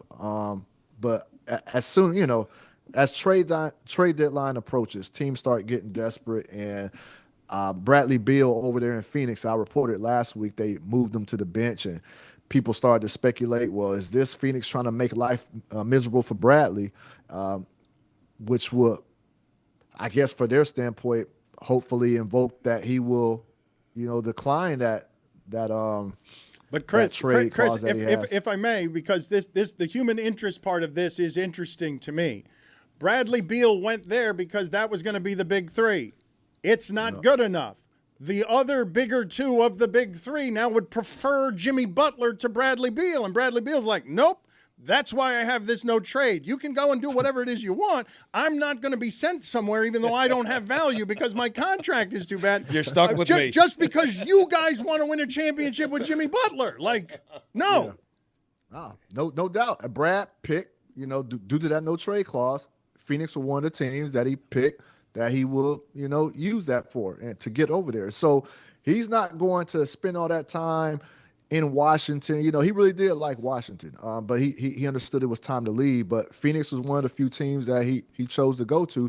So you're not just going to be able to just get him up and out that quick after spending all that time in Washington, and now he's in Phoenix and think he's just going to make life easier for you guys just to get Jimmy Butler. No, it has to work for him as well. And so as of right now, I'm still told that Phoenix hasn't reached the point where they even can't, approach Bradley Beal about the situation. So as of right now, it's still pretty early. What is the second most onerous contract in the sport?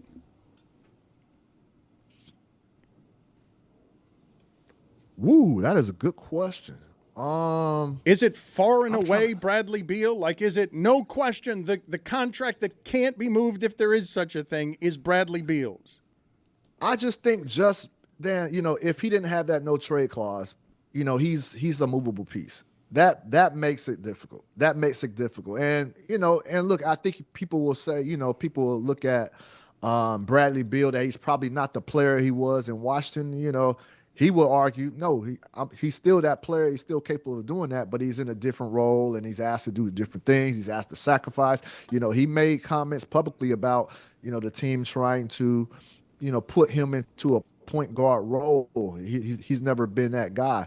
And I've heard that the coaching staff over there, they've tried to tell him that he needs to be more like Drew Holiday. And that's not Bradley Beal. That's not his game. So at the end of the day, even though he's not experiencing his best season over there and he's not in an ideal fit for his talent, he's still not going to just be moved anywhere, any place. Because even though basketball is not going good, Phoenix, the weather is still pretty good over there. So he's not just going to be shipped anywhere against his will. Chris, after the initial reports were that Jimmy was willing to play anywhere in the NBA, basically outside of Miami, you furthered the story along by mentioning that teams like Memphis and others had been told not to trade for Jimmy Butler. Now, reporting, I believe it's from Mark Stein and Jake Fisher together on this one, talks about Jimmy taking private flights, staying in Airbnbs away from the team. And the story has sort of gotten to this place of talking about the personality and things that locally, some reporters knew down here for years with Jimmy. When you hear all of this stuff start to come out, what are your initial reactions to that?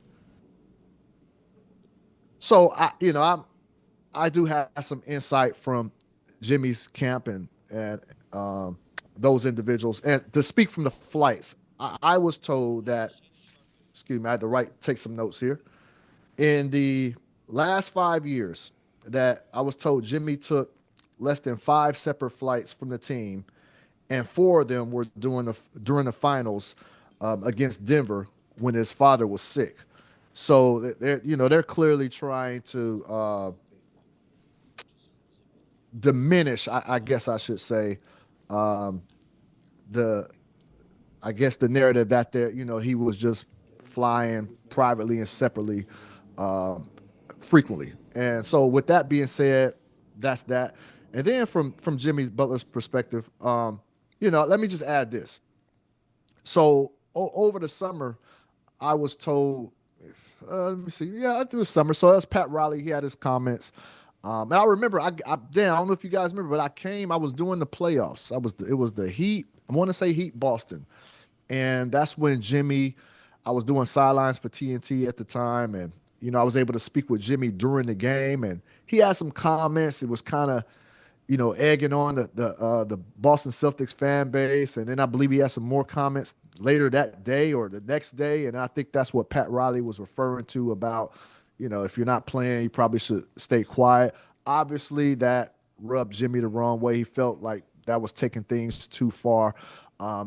And both sides, I've been trying to take you guys to the Exodus, and both sides, Pat Riley was informed that a face-to-face was necessary with Jimmy after all that went down.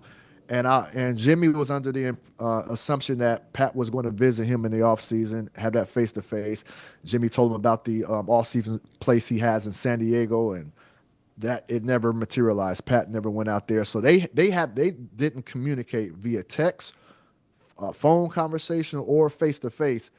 The last time they communicated was January 1st, when the Heat brought him into the office and talked about they didn't think he was putting forth the effort. So from there all the way back to the end of last season, that was the time frame in which there was no communication.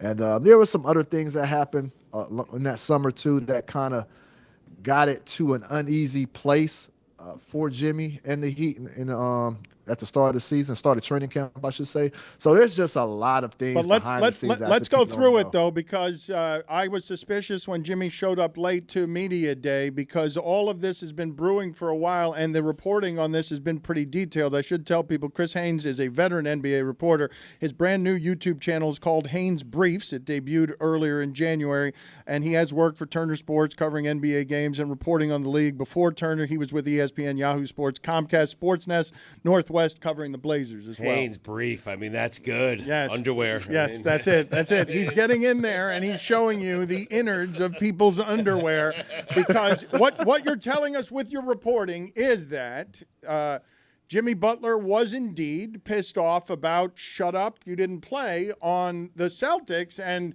it escalates from there with pettiness and silliness to we're not talking and I want a face-to-face and we need a face-to-face and we're equals here. And then Pat Riley's saying, nah, not giving you face-to-face. We're not equals here.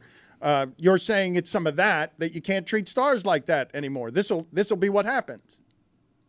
Yeah, that happened as well. And there was something else, Dan, too, that kind of rubbed him the wrong way as well. Towards the end of last summer,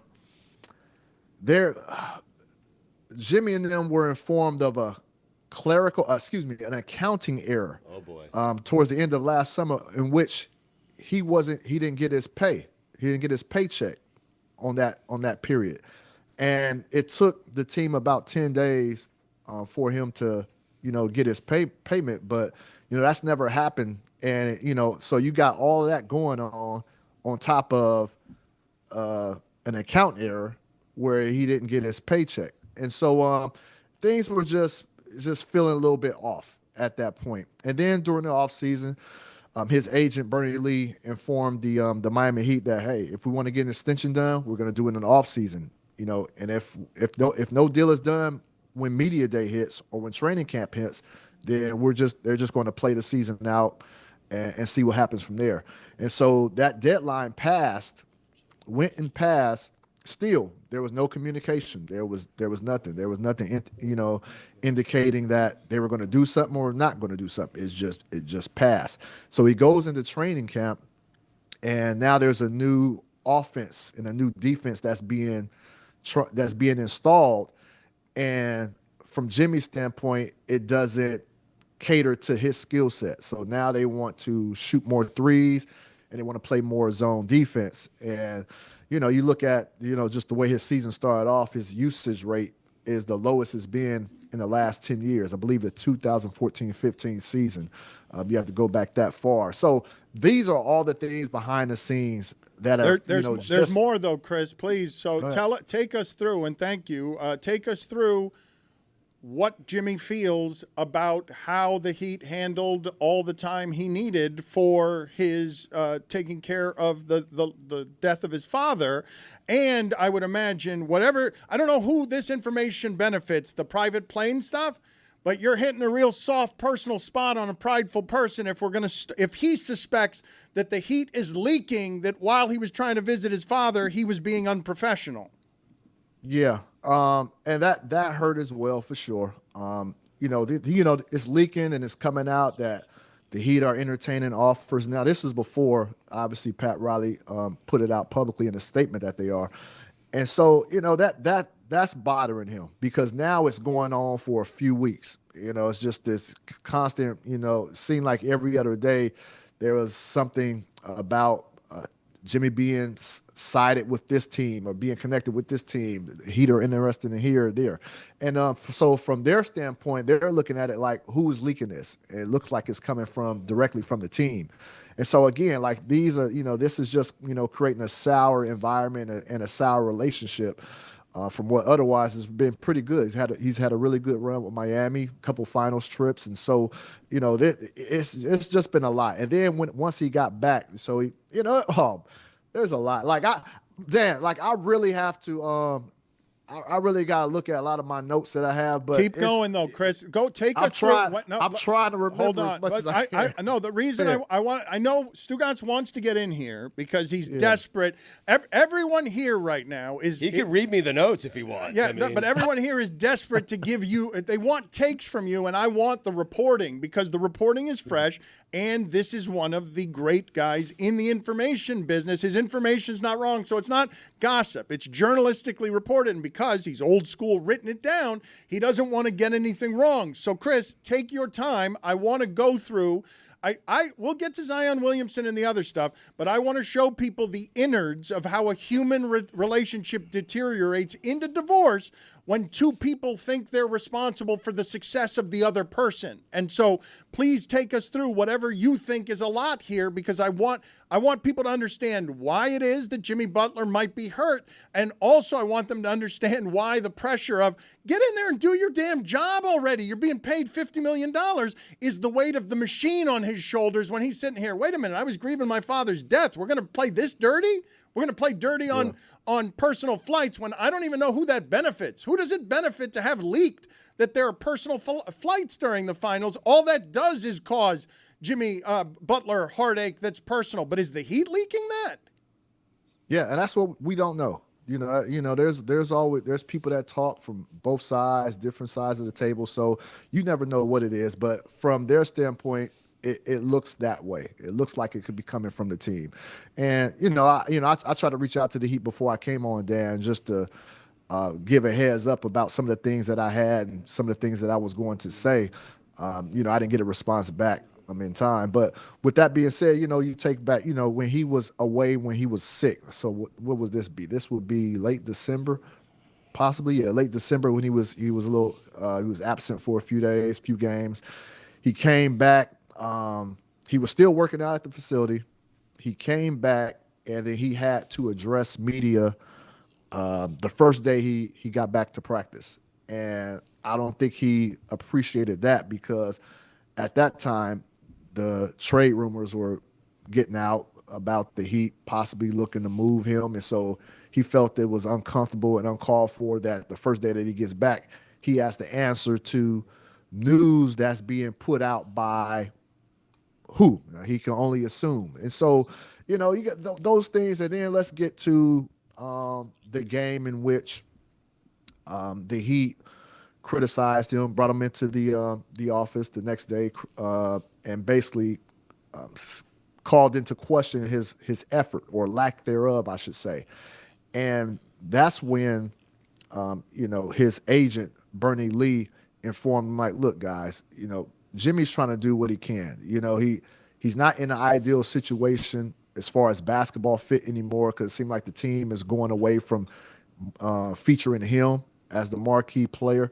And he said, that's fine. But, now you're questioning if he's given the effort. And excuse me while I look at my notes on this, because I want to make sure I don't get this wrong. I will give you. That's a reporter. I will give you a moment, because some of this is unfair because the reporting, he's doing it and he's trying to be fair. So I will filibuster for a moment here for you by being fascinated by a number of the things here. One of which includes, yes, of course, as Tyler Hero becomes an all-star with all of the usage rate, Jimmy Butler's not going to like the transition out of Jimmy Butler very much. Like, why would he like that? It decreases his value as he heads into a contract dispute. Like, it's the corporate move you make while also allegedly improving your team, but you're asking Jimmy Butler to be the second player on Tyler Hero's team, and that's a little complicated for Jimmy Butler's ego given what he's done the last 5 years.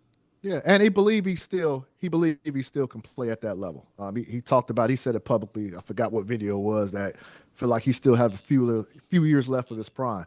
So when the Heat accused him of a lackluster effort in that game, his agent brought up some data from Second Spectrum showcasing that in that game that Jimmy had his highest miles per hour rate in that game, meaning he was, ran the fastest he has in any game that season, and that he was the top player as far as acceleration in that game.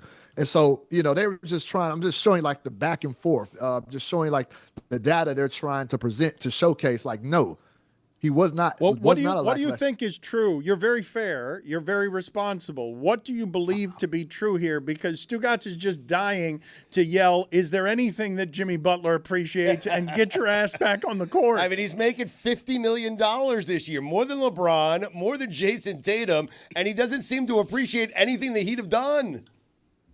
I think he's human, and I think he's frustrated with the direction of where the team is headed on the basketball court, that is. And then when you have your work ethic question, something that you can, I've covered, some of the best players, in this world, in this game. LeBron James, talk about work ethic, LeBron James, Chris Paul, guys like that. Jimmy Butler's in that mode as well. And so to hear something like that, that's calling a question. Now, you can say, like, look, man, is his demeanor a little bit off? Can you see it visibly that he's frustrated? Maybe, but I couldn't sit here and tell you that he's not giving. Yeah, I understand effort. We're really parsing the hairs of is he trying, but he's also joyless because he's not happy. And when you're not happy, it can look like you're trying less. If you're bringing to the office a whole bunch of before and after the games. I know Roy's dressed as a gladiator. He brings it in every day. Every single day he storms in here with a mountain of shit on his shoulders. I mean, they broke into his cars today. But Jeremy has a question for you here, and I want to get out of the Jimmy Butler conversation after this. Chris, I'm fascinated here because obviously the personal relationships have deteriorated over the course of several years, but really in particular since this summer. And yet, a lot of the conversations we're having on the court fit, well, Jimmy wanted regular season help, now seemingly has it based off the way that they're revamping the offense. Would all of this be a moot point if he had just gotten paid this offseason? Would any of that really be mattering right now in the same way that it does when he hasn't been paid? I was told in this situation that it's not about the money. It's about more so the relationship and the way things have gone. It's always about the money, Chris. Always. That's what I mean, they missed a paycheck. Yeah. I mean, it's not about the money, but call accounting. Call accounting. They're 10 days late. He believes he's going to get paid regardless, whether that's with Miami or with somewhere else. So, but is he? Because this is an interesting test now, Chris. Because I'm going to sound like a Heat mouthpiece here, but when I talk about onerous contracts, if Jimmy Butler is only willing to play as a malcontent, everyone knows to be careful trading for that. And so whether you do test Jimmy Butler on Jimmy, do you think you're going to get more than $52 million next year? Because you might have to come back here and accept that option after all of this. And are you going to try and do this again? Because we're fine with just the salary cap space if we get it for Jimmy Butler, and that becomes a game of chicken. If we're not going to get, if the Heat are looking at you and saying they're not going to get anything good for Jimmy Butler, well, we'll just keep you here, and then we'll get the cap space, and we'll just take the rest of your year and a half of value and not make you tradable as a 36-year-old star that's worth more than $52 million. I could make the argument, if I was arguing on their behalf, that his is the second most onerous contract if those are the conditions. That's a good. You make good points, valid points. I would say the Los Angeles Clippers kind of had a similar similar situation. I wouldn't say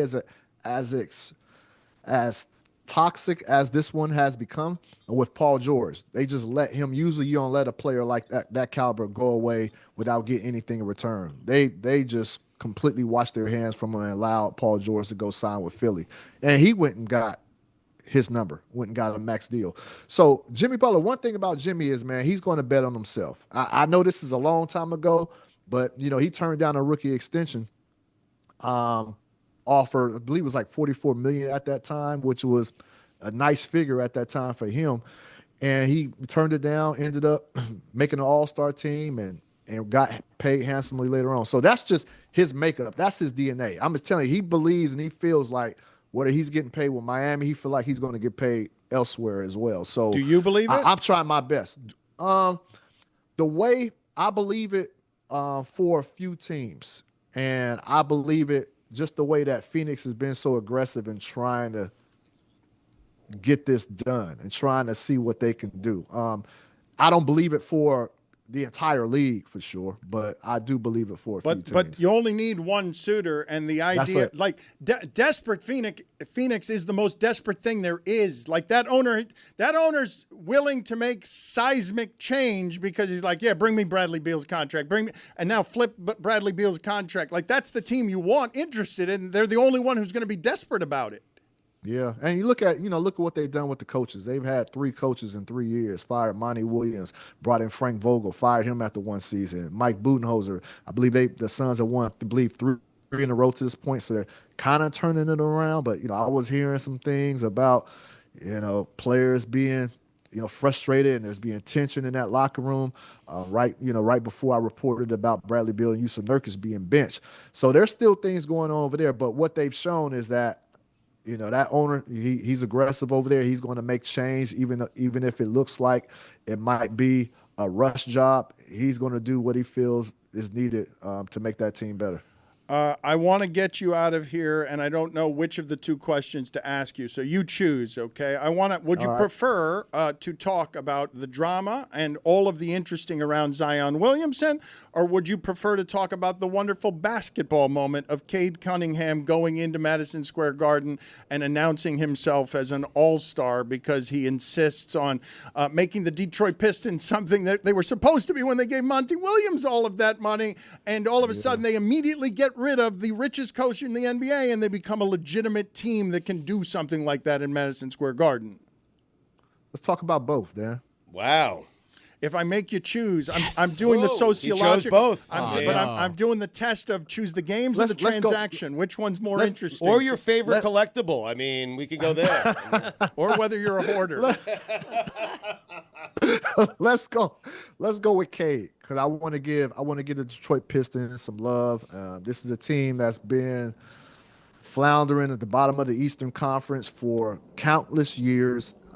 We wondered if they were ever going to, in this decade, make any type of noise. And Cade Cunningham, there were a lot of people that written him off, wrote him off. And even, was it last offseason? Yeah, it was last offseason. He got his extension. People were wondering if he was going to get his extension. Well, he got the rookie max extension, and now he's flourishing. He's doing an unbelievable job. He's a legitimate all-star candidate. I mean, playing the point guard position at that size is just a nightmare for opposing defenses. So you got to give him credit. You got to give the coaching staff credit. They brought in veteran guys over there: Malik Beasley, Tim Hardaway Jr., Tobias Harris. So that's one thing, Dan, a lot of young teams have been doing as of late, is not bringing in veteran guys to help nourish, to help mentor and teach these youngsters how to play. A lot of times when you have young teams and no veterans in there, man, these guys are not putting together the proper effort and professionalism on the court,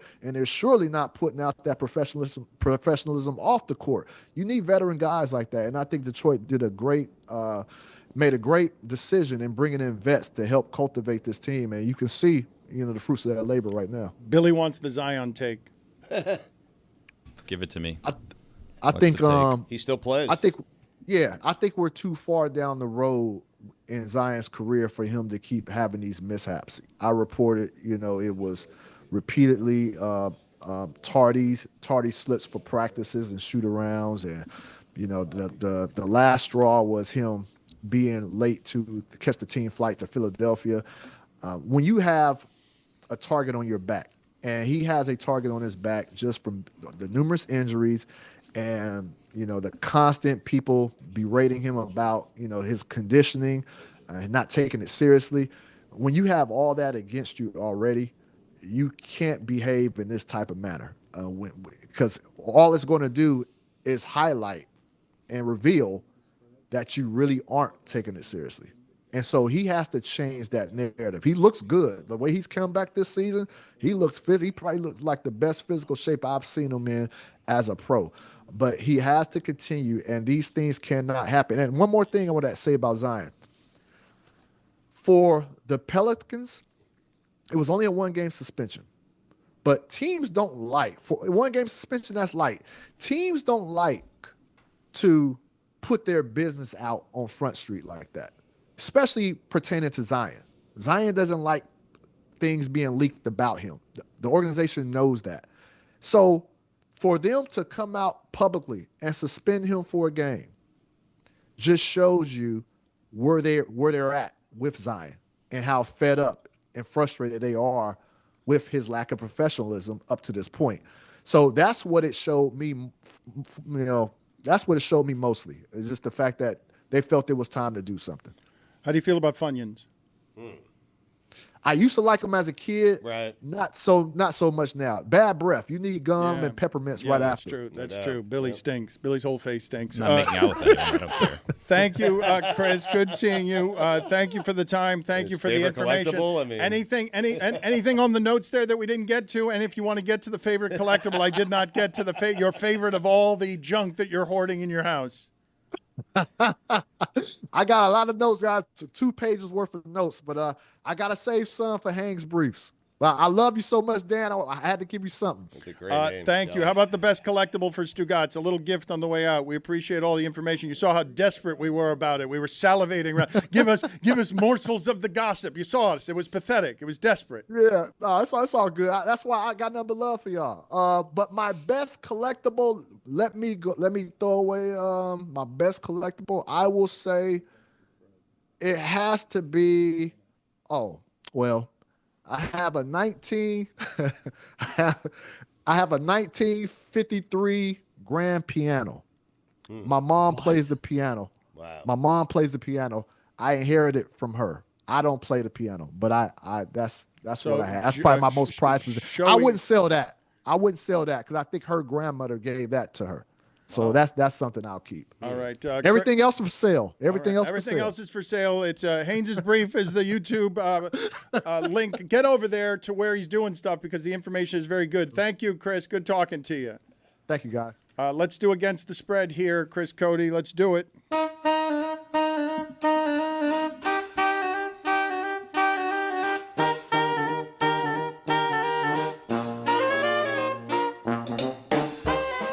That's right, it's time for Against the Spread. And it's presented by DraftKings. DraftKings, the crown is yours. Roy, kick us off. All right, the Panthers are at the Devils tonight. The Devils are a 1.5 favorite. The Panthers are coming off of a loss in Philadelphia where they blew a 2-goal lead. The Panthers have covered the puck line in 23 of the last 24 games when they were underdogs versus Eastern Conference teams. That's including a 5-game winning streak. However, they have lost 8 straight games as road underdogs on the second leg All right, of a he's a back-to-back. champion gladiator homer. He is picking. Something's got to give. They don't have Ekblad tonight. Also, the Devils won 6 straight home games. But I think the Panthers will cover tonight against the spread. That's how you do it with useful information, really man. Yes. Speaking of useful information, Proud of you. You know Matt Stafford has the highest winning percentage in the NFL as a quarterback in December, January, and February since joining the Rams. He has 15 touchdowns, and he's 5-1 in the postseason as a Ram. They go into Philadelphia. They're +6 in this game. Yep. Taking the Rams. Thank +6. A lot of people are doing that. Billy, did you like that information? People were eating up the Chris Haynes information. Good info. Did you like it? I didn't Info. sense that you liked it. That was good. It was about 15 minutes too long. He's a hoarder. 20 maybe. I have now finally, exhaustedly, and on behalf of our show, all of Miami and Heat fans everywhere, arrived at great remorse at how diligently and zealously we have covered this Jimmy Butler story, because while Jeremy was super fascinated by every last detail, Stugotz and Greg Cote totally checked out on that conversation.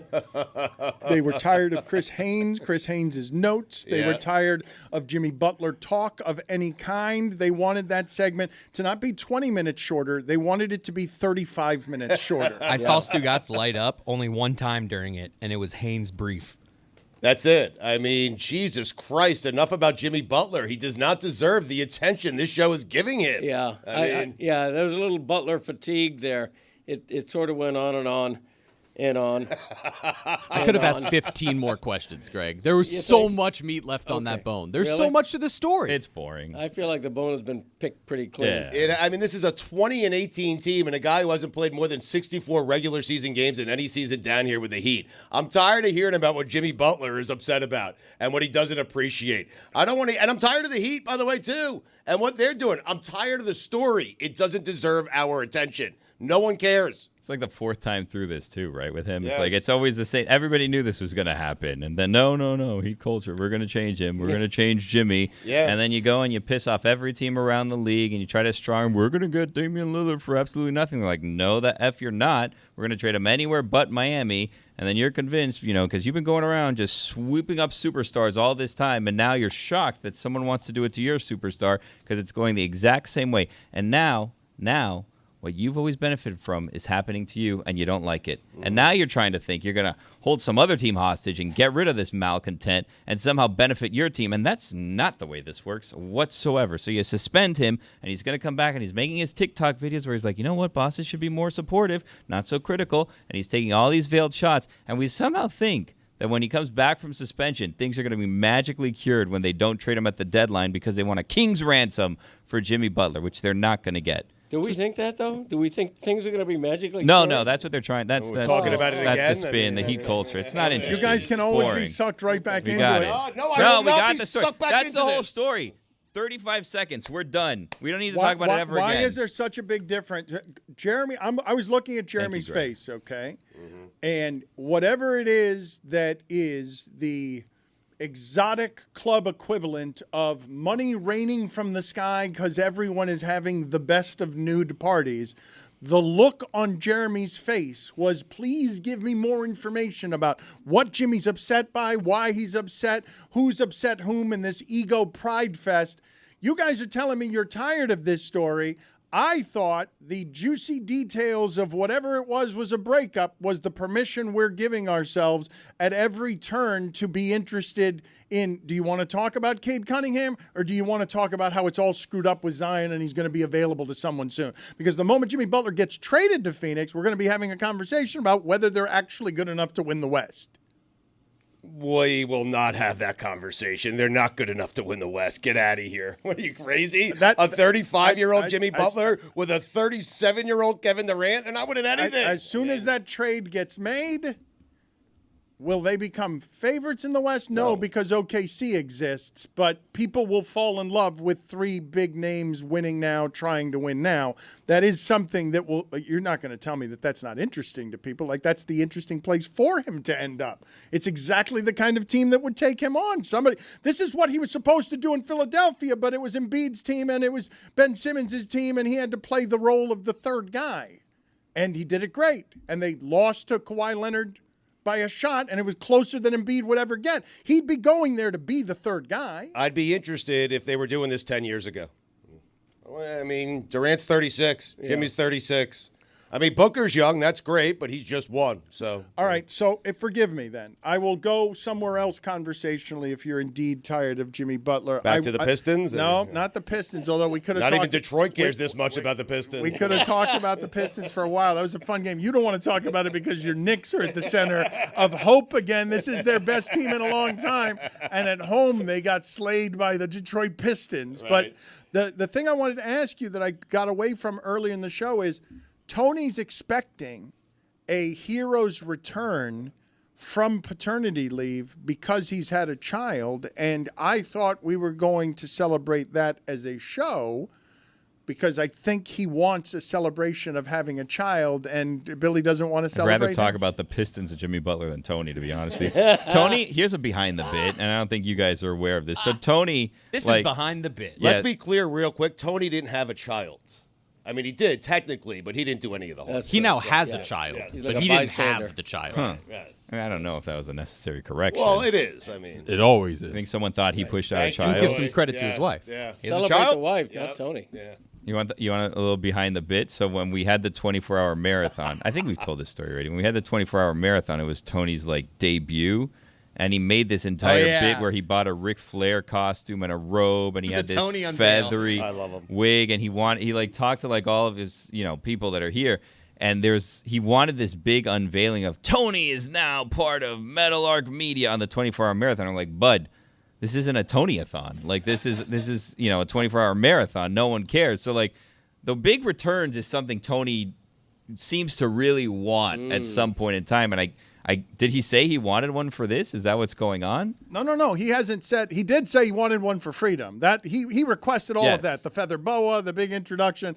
I'm going to make the magical jump from producer to star talent that was missed by Metal Arc. And Bomani, did we get that sound? Did we wrestle that away from ESPN? I think we did. The Who the Hell is Tony from Bomani Jones was some legendary sound here on Tony thinks he's something around here that he's not quite yet. But the way for him to become that is to hustle his way into MMA shows and have the audience caring about when he or his wife have a kid, because Stugotz is correct. He didn't do much of anything yet. But they don't. If we're going to be honest. They don't. The audience doesn't care if they're You having don't a kid. think that No, Tony they don't wishes care. a big party? No, I know that. I'm for telling you, the the audience having of a doesn't care about child. Tony or his kid. Well, Or the Pistons. Or the Pistons. Or Jimmy while we're at it. Yeah. Greg, you had a great show today. First 2 hours. Until the last hour and a half. Well, But that's okay. You did tune out. You give us 2 good hours every Tuesday. We're good, Greg. All right. Yes, There you go. For the rest of time, we will sign up for that. Yeah.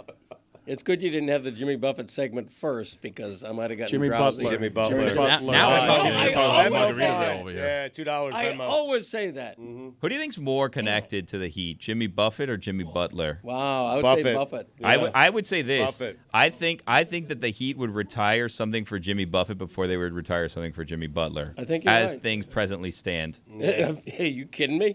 Like Jimmy Butler's jersey's ever going to go up on the rafters? I don't think so. Come on. No way. Who the hell is Tony?